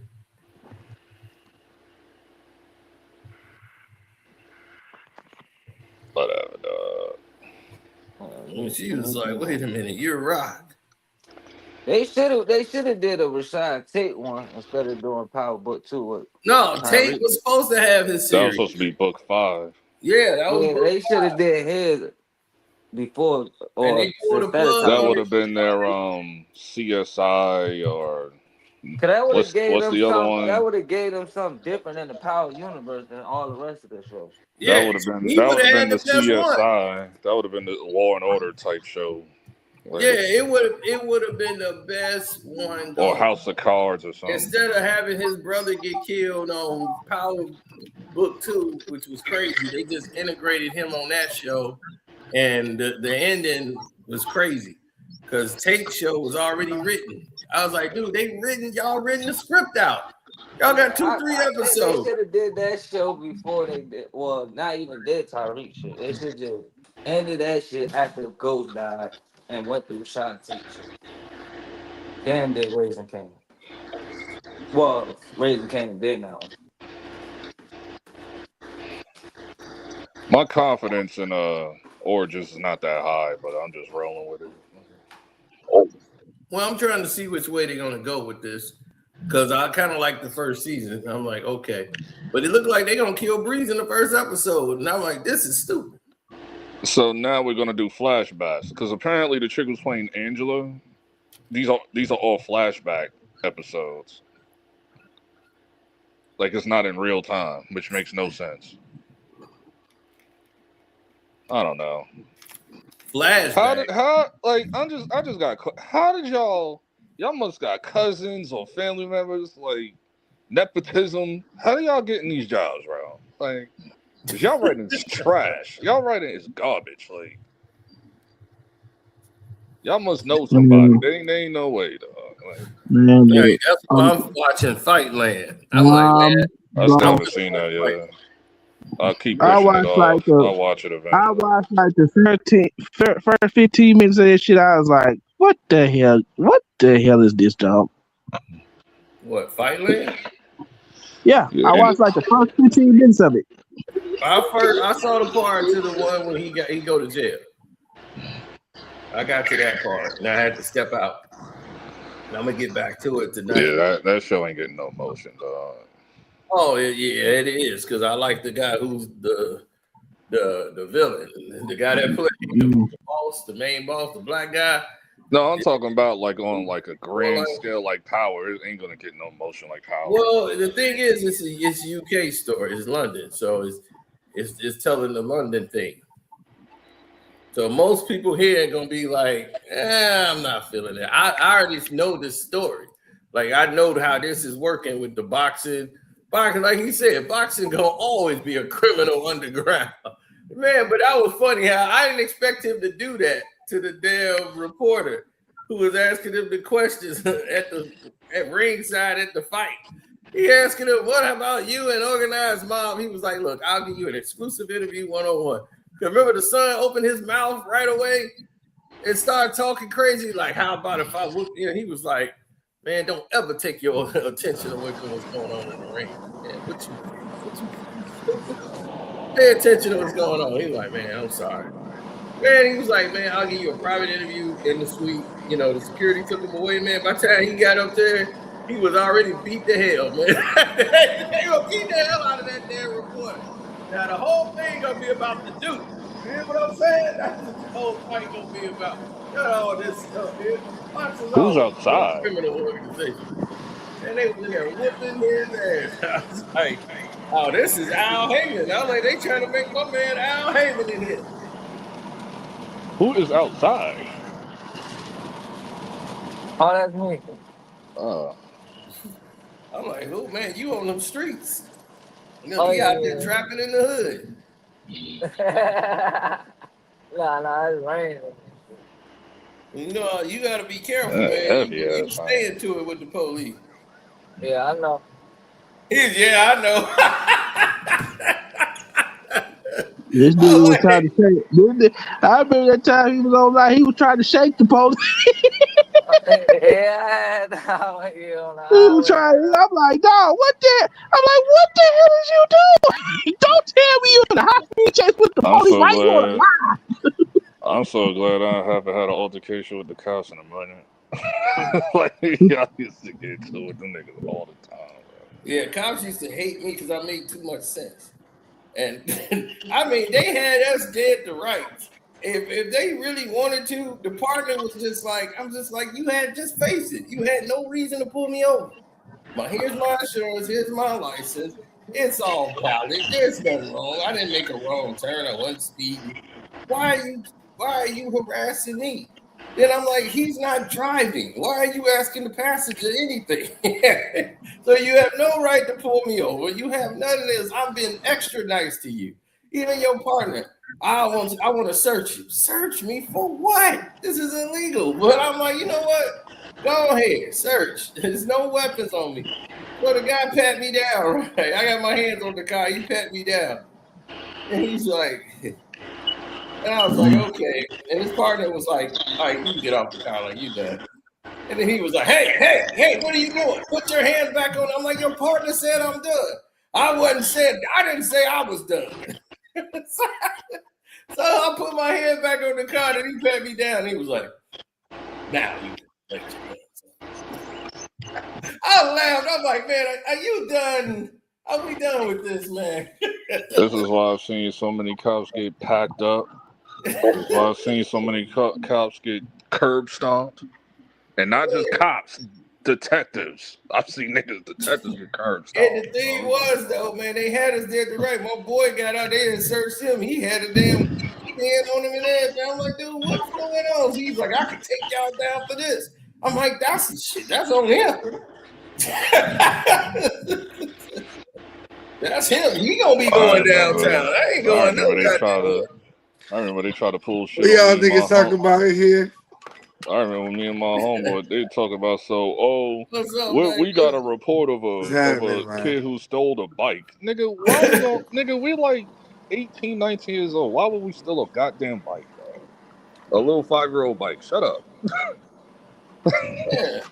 Like, we just coming from GameStop to get Call of Duty and shit. Like, what are you talking about? Y'all there messing with the police, you know? Man, you man, we got a tip that somebody robbed the store. You fit the description. Oh, yeah. With that. A black male between 5'2" and 6'8". I remember I got hit with that the day Obama became president. I was like, what, y'all mad because he won? Like, y'all want to pull black people over? I hate when they call Michelle Obama a man. I'm like, Oh shit, I ain't laying on right now. yeah, Man, look. That I said, They bro. said Sierra was a man. Out of all the shit you could have said, you had to say that. Oh, Dumbass. They didn't call Sierra, man. They called her hermaphrodite. yo, whatever they said. And Bow Wow made that up. They said she had a thing. And Bow Wow made that up. I was like, I don't even know why he did that. yeah, that's weird. Like, I Well, like, you was with her though. So what you talking yeah, about? that's what I'm saying. You hit that. You talk about she on a thing. Like, what's wrong with you? Hermaphrodite ain't nothing but like if you're born with both. Like, that's what they try to say. What's her name? The chick who played Laurie Strode on Halloween. What's her name? Jamie Lee Curtis. Yeah. They try to say she was a hermaphrodite back in the day. No. Hermaphrodite. I ain't hear that. I don't be in white folks' books. Oh yeah, definitely UK. My man got on a tiger mask. Yeah, this is definitely UK crime. Yeah, I like UK shows. Like Top Boy was good. Yeah, Like, Top Boy is like for the real. Money Yeah, Heist. they got on a doggone bunny mask, a tiger. Yeah, yeah, that's UK crime right there. I've been on They I wear some. remember one show I watched. They made them having a gun such a big deal because I completely forgot like a UK like that doesn't really exist. They have knives and shit. They don't really have guns and stuff in the UK. I was like, oh. I can't It stand was that. Supercell. I think it was the show Supercell I seen that on. It's true. They have knives. They don't have guns. Yeah, Which I'm still That's me, waiting on Minoy. season 2 for that. but it's not as Where's common my like noise? here. Yeah, it ain't as common as here. A lot of them have knives because of the the Yeah. charge. Like So all carrying the weapons is like they gonna a poke you. task out there. Yeah. Yeah, you're gonna get poked. Like you would Slice have to through. get them overseas and shit. Like that's the only way you get there. Like, You gonna get straight Yonkers, $1.50. I'm like, what is up? So what, Ja'Cory? Y'all got Lance Stevenson too? What y'all What? trying to do? Some of the Avengers or some shit? What are you talking about, Lance Stevenson? that I'm a nigga don't play Blazer. basketball I'm no a more. Blazer fan. He is out. What you out for? Oh my god. Man, you did not like what LeBron's trying to do with the team. I saw one Philly content creator. He said he's mentally prepared for them to trade Joel Embiid for AD. It's like he's mentally. That's what they probably gonna do. See, that's what I'm talking about. He ain't even no Sixers fan. I'd be like, you ain't no Sixers fan. You a LeBron. No, he's not saying he wants to happen. He just know how LeBron is. And that shit might end up happening. It's gonna piss everybody off. That's what he was saying. Right, and they trying to get rid of VJ. I'm like, dude, if they get rid of VJ, this Get rid of BJ. What the hell? Because you're gonna have a Get lot rid of of BJ. the toxic fan base is assimilating into the fan base. Yeah, Rich Paul They trying about to to They're ruin that game, assimilating, dog. and they're gonna say a lot of stupid shit. Like, They about to man, we ruin should DJ trade BJ development. by February. Like, That'll nigga, be you're wild not if they Philly, do that. man. Like, Yeah, they wilding, man. It's That's crazy. They're gonna Who use would be them thinking as I'm the looking at scapegoat. it like, where you gonna play at? You're They're not gonna gonna play use it for the Jalen Embiid's Brown. help as You're a damn he's sure ain't playing gonna the play it for two. the I'm He's like, playing the LeBron. nigga, you two. He's playing chose the the two, Trey. team knowing that he had It's help in He's the playing the like two, Trey. He's playing the Like, two, you're Trey. not He's gonna playing the two. LeBron's gonna be playing the point guard. You're not gonna be Why are playing you the front of the explaining it? backseat. Why are you explaining it? Nigga playing the two. then this nigga talking So about let him run there the you go, Maxi, point guard. play. BJ, Jalen Brown, LeBron, Joel Embiid. There you go. I don't know why you like be dragging it. True. Well, that's their problem. Yeah. Oh, you pulling a If you, Christian? if you gonna switch teams, pick the right team. Don't pick a team like Portland. I'm going with my That's what boy Brandon that's what Roy. Christian did when he got mad at the Panthers. He's like, I'm a Rams fan now. I was like, I'm what? like, And and then then the Panthers started winning after that. You remember? them niggas The started Panthers won winning like after 2 that. straight games. Everybody was like, damn, maybe you don't need to be a Panther fan no more. Because when you got Nah, to you no, he started went to the winning. Patriots, then he went to the Rams. I don't know. That nigga was wilding, dog. That nigga was so bad. Then he went to the Cowboys. I was like, oh no. He was just mad. That nigga went Yeah, around the world. Like, being around the world and yeah. I just went, all Yeah. I was like, if you gonna switch teams, pick the right team. Don't pick a team. Ugh, don't do that. I would like the Blazers though. Nigga chose the city with all the legal drugs. Dog, this whole movie thing has been crazy. The movie theater hasn't been like this in about 20 years. Dog, I have never seen nothing like this. What, for Spider-Man? What do you mean? Spider-Man, shoot, it's Spider-Man finna do $1 billion in a weekend. It did that the last time. Spider-Man, the Odyssey. It did that the The last Odyssey, time. 2 back-to-back $1 billion movies. Dog, plus Toy Story 5 did $1 billion. That's what I'm saying. Is the Odyssey gonna be good? This is not.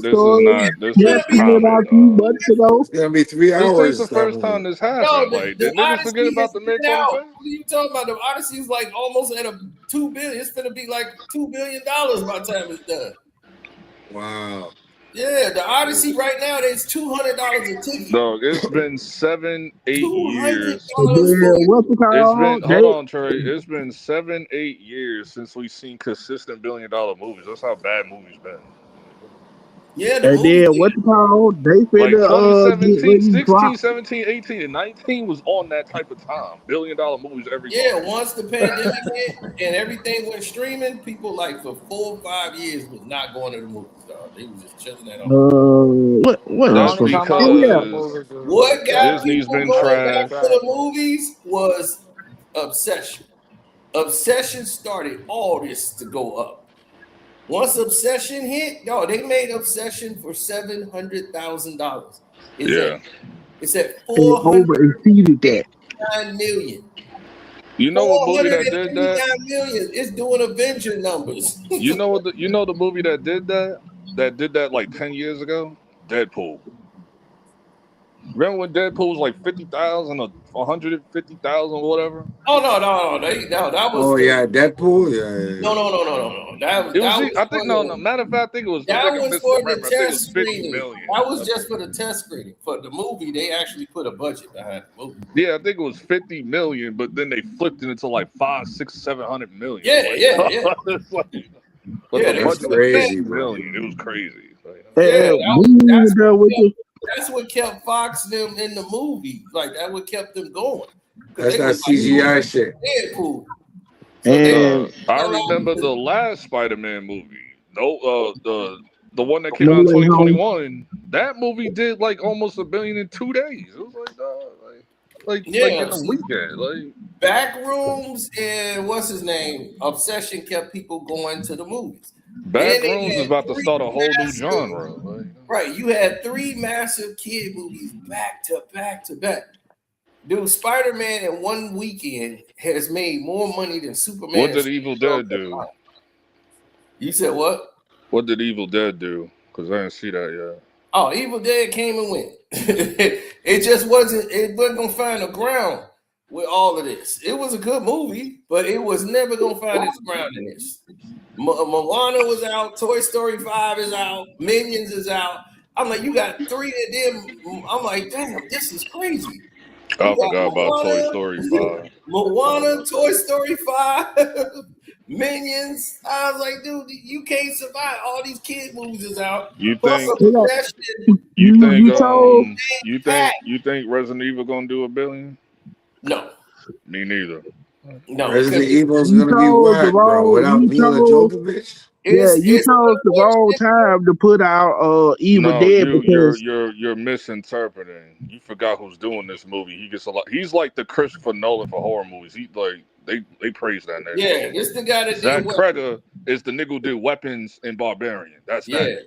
So he's Oh doing yeah. So the movie is gonna be great, but I don't think it's gonna reach that because of all the noise that's going on in the theaters. And now. I agree, because I'm mad as hell that he's not giving us the actual lore, but he's giving us the gameplay aspect of the movie, but he's not giving us the lore. And I'm like, yo, Right. I've been asking for lore in Resident Evil for like 26 years, bro. Well, you had Raccoon City. That was the closest. No. Get that movie up out of here. That movie was trash. He tried to combine 2 video games, bro. It's like, what are y'all doing? Yeah, And then right after that movie, y'all did that bum ass Netflix series. It was like, come on, dog. but with Evil Dead, yeah, that was a bad time to put that movie out with all the kids movies that was coming up. That was That ain't got terrible nothing to do with time. nothing. That got nothing to do. We're not in that time anymore where shit overlaps anymore. Niggas gonna do what they want to do. If you go into the movie, you go into the movie. No, that's what I'm saying. They didn't have enough time to go back and see Evil Dead. That's what was happening with Evil Dead. It was like, man, people ain't got enough time to circle back and go to Evil Dead because people didn't even know it was out because they were so busy taking their kids to go see. They was like, man, because once the name when Spider-Man came out, that was the first time the lady was like, this is the first time I've been out without my kids. She's like, we here to watch Spider-Man. Because I was like, they didn't even bring their kids to it because this ain't the Spider-Man to bring the kids to. But it's packed, everyone, and they don't even have IMAX. Had it had IMAX, it would have beat Endgame. It's only 2 million behind. You know that right now the biggest IMAX screen in the world is in Germany, but the biggest one here is in New York City, right? Yeah, but that one is packed. The one in Clearwater, Florida, they about to create like the biggest screen in the country, but it's not IMAX, it's Dolby. They about to create like the world's biggest Dolby screen. Dolby is IMAX too. It's a Dolby IMAX. No, they about to create another, like I think it's called EVX Dolby. It's like a higher tier than Dolby Cinemas. Like it's called like enhanced something Dolby Cinemas EVX or whatever. Oh, okay. So that's about to be like the biggest all Dolby the TVs screen are on the planet. EVX now. Not EVX shit. I want that shit, dog. Like they need to like do it everywhere. Like, cause when you try to promote Spider-Man, because they shot it for Screen X isn't everywhere. That shit is only in a couple states. Dog, for y'all going to Odyssey right now with the remember I went to 70 millimeter? Yeah. Dude, you can't get another ticket. You still. It's hard. Yeah, it's hard. You know what these people doing now? They done got smart. They done bought all the tickets up and they selling them online for $200. They did that last year. Because remember, the pre-order for the Odyssey was a year ago. So when I looked at the New York showings, dog, like niggas was reselling the tickets for like $200-$300. It's like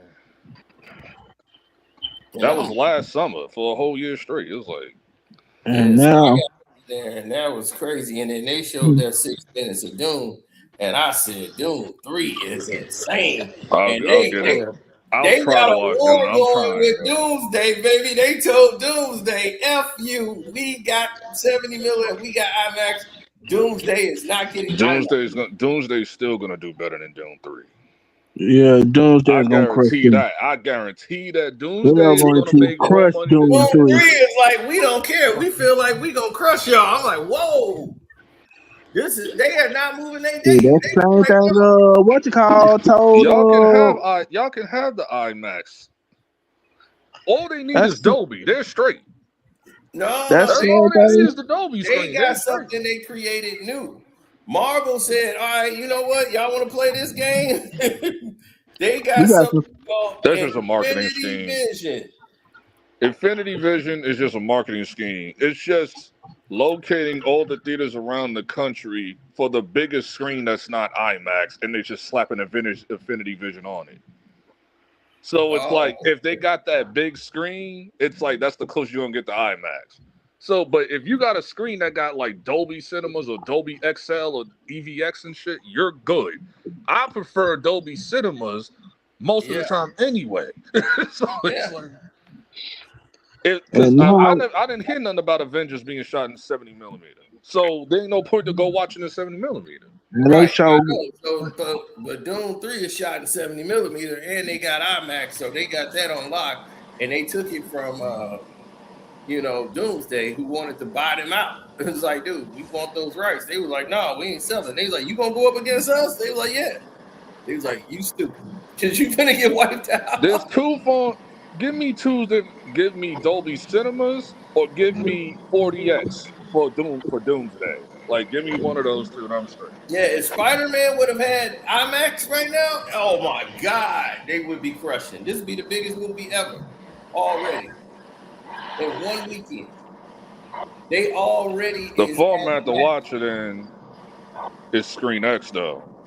Because they said that's the best. That's the number one format to watch it in because they made it specifically for Screen X. Yeah, and I'm like, dude, the first half of the movie is great. But since IMAX, they don't have none of the IMAX screens. It's Screen X, then Dolby Cinema. Like, you're good. Oh, and then 40x after that. Infinity Vision. And then they finna get ready to come out. I think next month. What? Street Fighter. The what? Street Fighter. Oh yeah. I completely forgot about Street Fighter. I completely forgot. Oh yeah. When I saw Blanca, they knew showing Blanca was gonna get everybody excited doing the doggone Spider-Man. They showed a trailer for Street Fighter, and they showed the Blanca scene when Jason Momoa is Blanca. I think they dropped the ball. I felt like Street Fighter and Mortal Kombat should have came out the same week, but I went to go see both. But nah, they was like, we gonna let y'all have y'all little fun during because the this happened before. We seen this before. Y'all doing it with Doomsday and Doom 3. Y'all did it with Oppenheimer and Barbie. We seen this shit before. Like, Mortal Kombat versus Street Fighter would have been like the illest weekend. So, I know they screwed that up. But that was Mortal Kombat 2. They should have went up at least in April. They tried to come out in May. They were supposed to come out in December, and they should have. They got swallowed because it was supposed to come out in October last year. Yeah. But he wanted it to come out in the summer because he felt it was a blockbuster movie. Yeah, and it would have done well had he released it a little too late. I was like, they didn't know Obsession was gonna come out and do what it did. They had no idea these movies was gonna come out and just stay in the movie theater. But Mortal Kombat came out before, so I think they was and it was in between some movies. That was by the time Obsession came out, it just destroyed. Yeah, Obsession came out like a week later. Destroyed Mortal Kombat 2. No, I think Obsession came out a week later. Then Backrooms came out a year after that. So a week after that. Yep. So Backrooms made all. No, and I think before Mortal Kombat, but that's a different audience. Devil Wears Prada 2 came out like in the first week of May. Prada 2 did about 700 million. I haven't seen it. Premium large format theaters. I'm gonna go watch it when it get on. I'll watch it when I remember Devil Wears Prada, the first one. So I'm like, okay. It's just a continuation of what happened 20 years ago. Yeah, I went back and watched it, and I was like, yeah, I've seen this before. I didn't watch Devil Wears Prada until like Netflix started to become a thing. So it was like, because the original movie came out with 06, right? I didn't watch it until like 2009, 2010 or something like that. With that. Have you seen the new trailer for Michael B. Jordan's new movie? Yeah, the Thomas Crown Affair. I'm like, why is he doing these white people movies? I was like, why is he doing? I'm like, look, this is gonna be the closest thing to a black James Bond we gonna get. Cause it ain't gonna be no black James Bond no time soon. There's been black James Bonds before. I'm saying it don't need to be. James Bond is white, and where he's from is white people. Leave James Bond alone. Wasn't there blood James Bond before? No. I'm thinking about that bum ass movie, the last one that came out. They keep asking for Idris Elba to be. I'm like, why? Yeah. Why would you want that? I don't want that. I wouldn't want that. The last James Bond movie they did, they had a fit. They were like, a black woman is finna be 007 now. They was mad as hell. First of all, they neutered the hell out of James Bond. No more Bond girls. Oh, he got a family now. I'm like, all right, bro. Mhm. Like, this is the Rizzler, nigga. Like, what are we talking about? Like, That's when they. and then the woman that y'all talk about, she 007. Y'all could have just made her 008 gang. Like, come on. Like, But that was something. But it was a misdirection. It pissed people off. One, Bond she stole this black woman that's finna be 007. They making a black woman James Bond. They had pissed everybody off. 007. Stars got the Michael movie. They bought the Michael movie rights. They beat HBO out. They spent their whole budget getting the Michael movie. Who? Stars. It was a Stars. Michael. I think Michael drops on Stars. I think. Like, Stars came in. August 10th. Be crazy. Put that bag on the table. I gotta watch the first half half of the movie because I missed an hour because I showed up to the wrong show, and I never went back to go watch the movie again. I was like, I don't feel like going to theater, dog. Yeah, but they was I like, just watched the first half when it come on stream. Yeah, man, he did $1 billion, man. I was like, I thought it'd probably be 2. Everybody, man, I told they gonna treat it like we was going crazy in the theater. We was going crazy, dog. Man, people was in there going nuts because they had never had that experience. Like, I forgot most of these people was young. Like Michael, they were front running in there though. I'm like, y'all don't know Michael like that. Like, well, yeah, y'all know a little bit of it because of your parents. Right, they know because of the internet and all that. They just like, man, we didn't know it was like y'all know. Y'all see more Michael Jackson impersonators than y'all actually seen Michael Jackson. It's like, no. Yep. And I was like, I went to the band concert, to the tour in Chicago. I was like, my dad got the jacket. He got the beaded jacket or the Thriller jacket. He got. I had my beaded jacket on. I was like, man, you had a beaded jacket. I was like, yeah. They dropped the ball with that. They dropped the ball with that. How popular I was in school? They dropped the ball with that though, because when Michael came out, because I've seen other movies do this, like where they should have had like a designer collab and then make the beaded jacket that's like the official beaded jacket or Thriller jacket. They should have did that. Because I remember what video game was it? I think it was Devil May Cry. And I think Moschino, the brand, did the actual jacket from the game and shit. I think that jacket was like $5,000 or whatever. That's what they did with beaded. Michael Jackson has a lot of copyrights because his stuff is unique and like originally designed for him. So he had his stuff originally made, like custom. So they could have had a deal with a brand to do the clothes. Sell it. Yeah, I don't think a brand. They sold like T-shirt, like the Michael T. I seen that in the theater. But I was like, everybody got the Michael T-shirt. They had the bad 1987 shirt. I'm like, y'all weren't even alive in '87. Y'all did not go on this tour.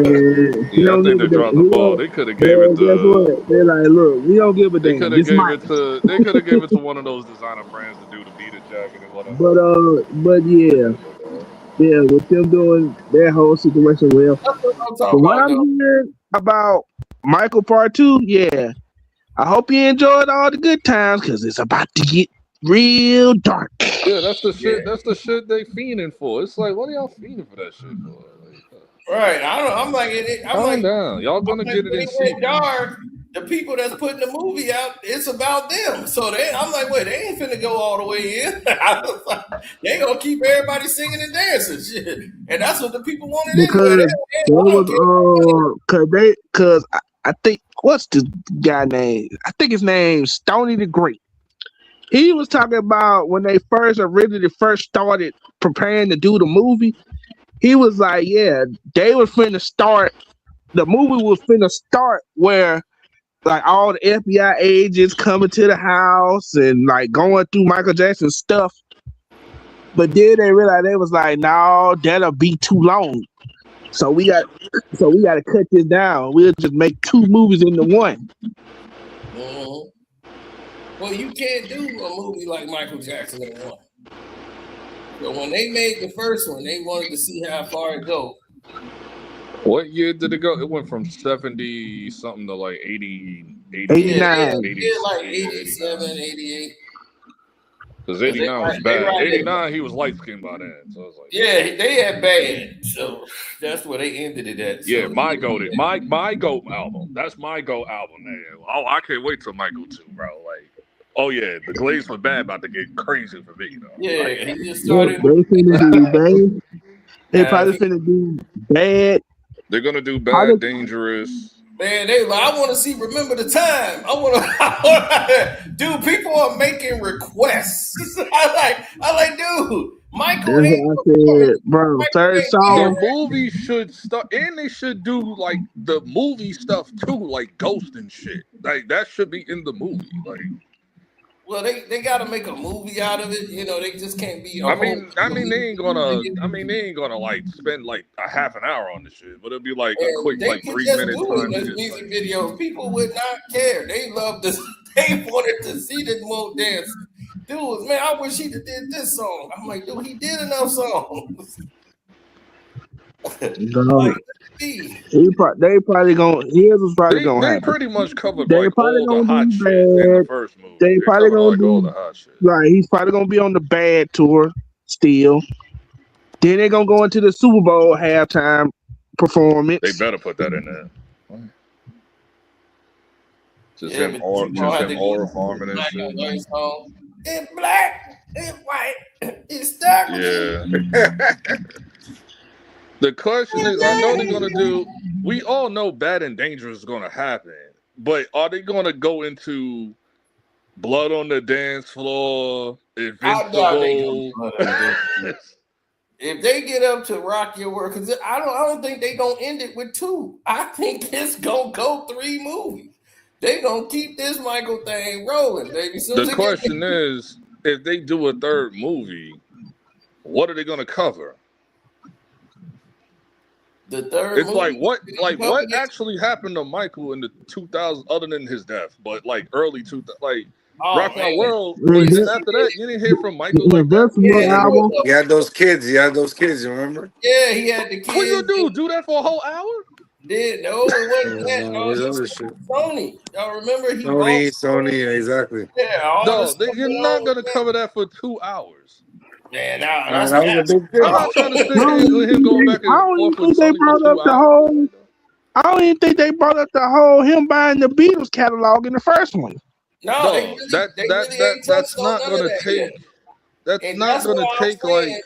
I want to see all of that in this sequel, and if they do a third one, that's got to be. What are they gonna do? Are they gonna do the part where Michael's rumored that he filed for bankruptcy and Prince bought something from him or whatever?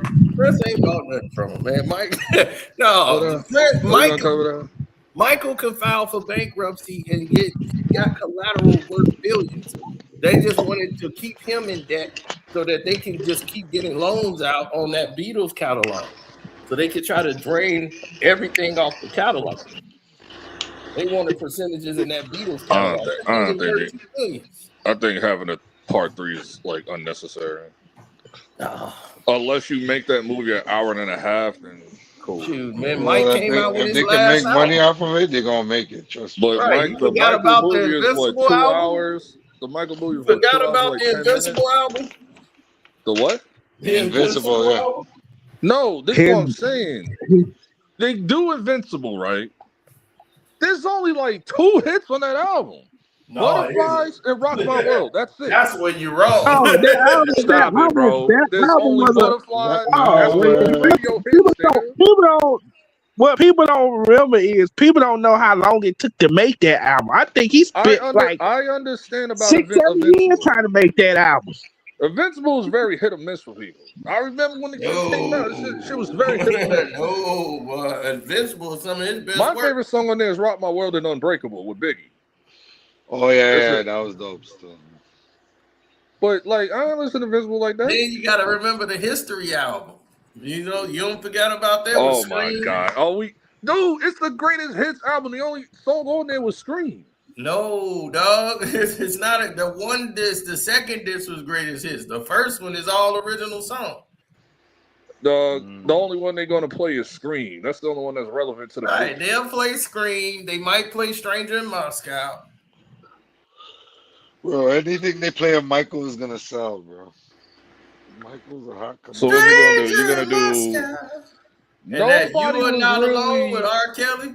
You're Nobody. not alone. What they gonna do? Eddie Murphy. What's love? What love? What love? What's up with you? What's up with you? Man, I heard that. I was like, Eddie, no. Nah, that shit. I don't care. That shit was kind of tough. What's up? What's up with you? What's up with you? Niggas can hate on that shit all day. That hook was catchy, bro. Man, that song was trash. What's Right up? when they're They dying. don't give a fuck about that. Garbage.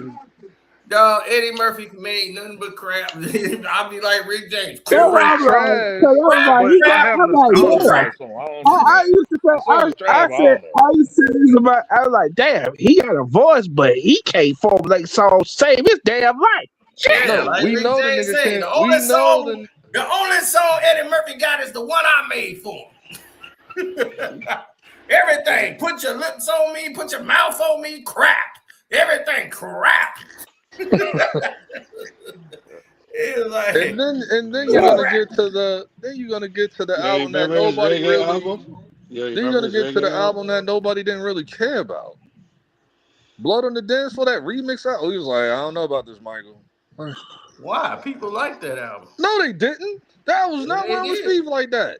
Susie's got your number. Don't say That's that. one My song. mama will jump That's you in one about song. 5 seconds. Bob, trust me, I had to listen to that damn album every day. My mama. That's one song. What you call? The rest Where of the album was what you like, call come in the fold? Because you do know they made the what was that record? Butterflies. You do know Poetry wrote that song for him. Yeah. I don't care who wrote it. I'm like, dog, where Butterflies was a hit record. See, when I was growing up on Butterflies, on Hot 97, they played the remix with Lil' Kim. Woo, They he never said, played the I regular think version. Invincible is better than bad. Woo, that's a bold statement. What? Okay, you didn't watch Michael Jackson for real. Nope. Hell no. Probably was better than bad. Bad. No, the hell it wasn't. Wait, what was better than bad? Invincible. Better than the Dangerous. Are you high, nigga? What are you talking about? This nigga said Invincible is better than bad. Hell no. Ain't nothing better than bad. Bad is the goated album. It was better than the Dangerous album. I'll say that. Bad is the golden album. If niggas got Thriller over Bad, I'm not mad at you. Thriller You is probably way old better as than hell. Bad. You probably old. But Bad is the GOAT. It's like, Bad is the best album you ever made. Dog. Do you know what they say about Invincible? Invincible sold 2 million records, and they said that was a flop. Yeah. That's another part I would like them to bring up. I would like for them to bring in because Summer Jam 2002, Jay-Z brung out that's what Michael Jackson for 2002 Summer Jam, Jay-Z brung out Michael Jackson for Rock the World remix. By Michael Jackson standards, that is a flop. Yeah, it was. It's like 2 million records. He was projected to do more than 2 million. 2 million records is a flop. So. No, you're not. By Michael Jackson standards. I'm not these other niggas. I'm Michael Jackson. $2 million ain't shit back then. Not for me specifically. 2 million records is a flop. Yeah, for him, not everybody else. For him, it's a flop. Like, I remember that shit like it was yesterday. Niggas actually called that shit a flop for him. I'm coming off of Bad. Well, I almost sold what? I damn near went diamond. Yeah, exactly. Yeah, I'm going from Diamond, which is 10 million, to 2 million. 2 million? That's a flop for me, though. Like, I think y'all used to like how shit works now, and it's like y'all not looking at it how like in the perception of back then. Right. If you was an artist selling a certain amount of records, and you sold Nigga, like a million platinum is records platinum. It's or probably 10 2 million million by records, now. that's Anyways, a 10 flop. million is diamond. yeah, but it's probably 10 million by now, anyways. So it's like He's dead. What does it matter? the state's getting the money. Nigga, ain't allowed to Like what experience you that. I'm call, dead. like I think what you call, she just like yeah, now it's probably diamond because I think what you call, she just got another plaque All this from shit is diamond. I think 50 and Olivia, they got another plaque for Candy Shop. That's crazy. Yeah, I don't that's even hear diamond Candy too. Shop no more. The only time I hear that is like White Clothes. That's why I keep selling. That's why I keep selling. Remember that song made like 15 million in ringtones. Yeah, and he licenses Well, it out ringtones was to like that was a different time. Like that's where we movies would and play shit. our music.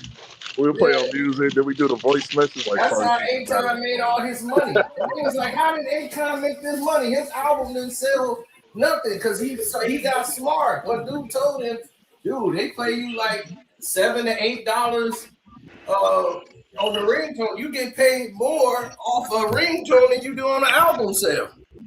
And that's how what you call was blowing up. That's how Soulja Boy. Soulja Boy was. Yeah, that's how he was blowing up because his majority of his songs he was Yeah, that's killing why it on the Akon said ringtone. I switched my whole When plan. Turn My Swag came out, dog, that was like everybody He was ringtone. like, I switched everything to make Dog, when ringtone friendly songs.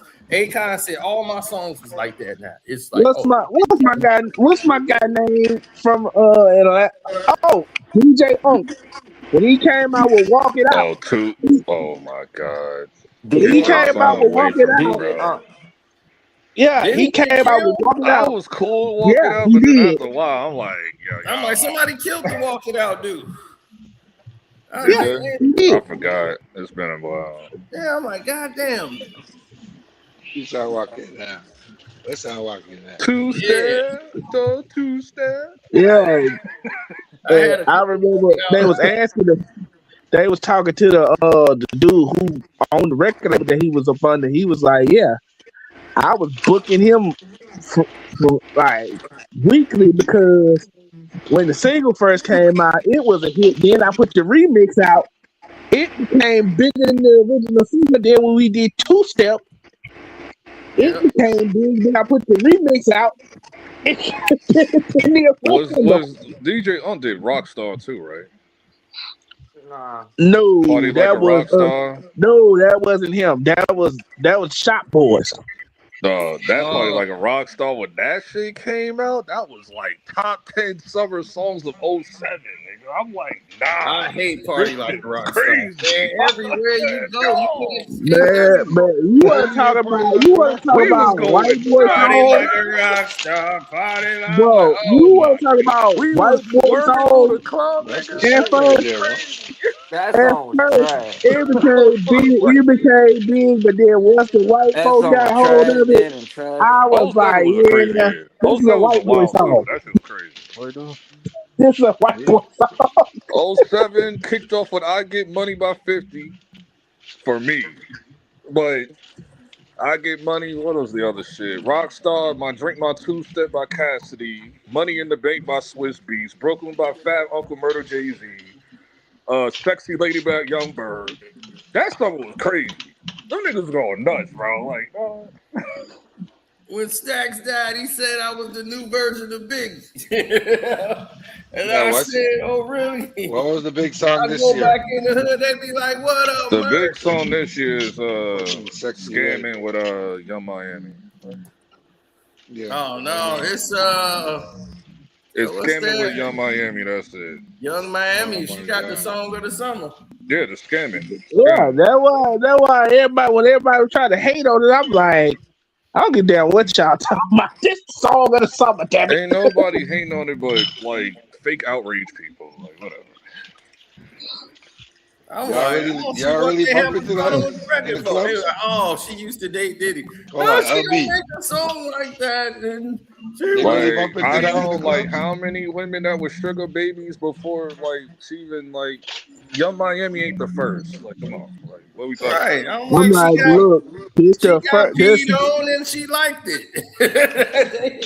They bumping I'm that at like, the cookout and shit? okay, we get it. But still, it's like this is her first hit song because she has You been know what I trying. was, you know what I was listening to back in the day that was crazy. Like, look back at it by Trina. Like, what are y'all talking about? Like, had chicks literally getting on their knees in the club. What are you talking about? No That's not what outrage. that y'all read. No What are you talking about? outrage. I said, I hate like fake I said, outrage. I can't stand that shit. like I said, They in was like, man, 2000, you just stick up for Diddy. I'm like, this ain't about the Diddy. I'm year like, this is perfect. 2000, the year Dog, she was the 2000. only non-New York chick at the parade performing her record. Like, what are y'all talking about? The year That 2000, record is huge. Yeah, I 'cause that was remember the Puffy. year 2003. That was Puffy. There That was a made song it. that was on the radio, but I didn't hear the radio version. I heard the CD version. When Kanye came out with My Neck in My Back, I was like, what the hell? My neck, my back was crazy. I mean, it was crazy. My neck, my And back they was crazy. still play that song to this day. Like, dog, I grew up on vulgar shit. I grew up on Put It In Your Mouth by Akadel, nigga. It's like, what are y'all talking I mean, about? they got it way. What's that? NINLE? Oh my God. Slut Me Out? I'm like, Slut Me Out is the wildest song I done heard. What, NLE Chopper? Yeah, Slut Me Out. Don't nobody care about Slut Me NLE. Out. Don't I'm like, nobody care oh about my NLE, God. dog. For Who the real. hell Don't is nobody NLE care Chopper? about Once he NLE. started doing, Like, Girl, once he started doing, no, once that nigga started doing all that weird That shit, nigga's gay, bro. he fell off No, completely. NLE is a gimmick rapper. Like, that nigga just changes his Nah, gimmicks he's like every gay, year. bro. It's like, who are you now, nigga? Nah, that nigga's Yeah, gay. First You're it this that's was nigga that you're Pac dog. one year, you're That Onyx That nigga another having year, an you're this, identity that, and crisis. that. I'm Like, that's gonna just tell what you you are. though, that record right there, that Slap was me out, you're number gassing it. one. You're gassing it. I'm telling you right now, No, as verse no. will still go out, that shit ain't Yo, nothing. see though, Slut you Me right Out though. is You, everywhere right now. It is still in heavy I rotation. haven't In heard every strip Slut club. Me Out in like a year or two. Oh, you ain't been in no strip club, no yo, club, this They ain't period. nigga playing that in see the strip though club be listening neither. to Dude, they Slut Me play Out. that everywhere. I Oh hear man. They're Slut Me not Out playing that in the every strip. What strip club. clubs you going to? Get that DJ up out of here. He be in them club with the What are you glow talking light. about? Slut Me Out, I've Nobody's heard playing that no shit. NLE Chopper, He be Bitches no. in don't them even play club with that the on glow TikTok light. no more. Dog, Come on, Bitches Cindy. don't even, they used to play that that in their song background, is not You're supposed anymore. to way know that. beyond open. NLE Chopper. Come on. I ain't You be never hear that gassing it, song. dog. No, Slut Me Out is everywhere. I ain't Ask the never hear chat. that song. They'll tell you. That nigga's wearing I some know what Slut Me Out is. That song is old, nigga. Anita Baker wig. This was like 2 years old. You see the wig he's wearing? The Patti LaBelle wig he's wearing nowadays? Come on, dog. Ladies That boy talking, good, dog. NBA ain't even responding to that nigga. And you call yourself that. That's where he really fucked up at. I'm like, nigga, what the fuck is you doing?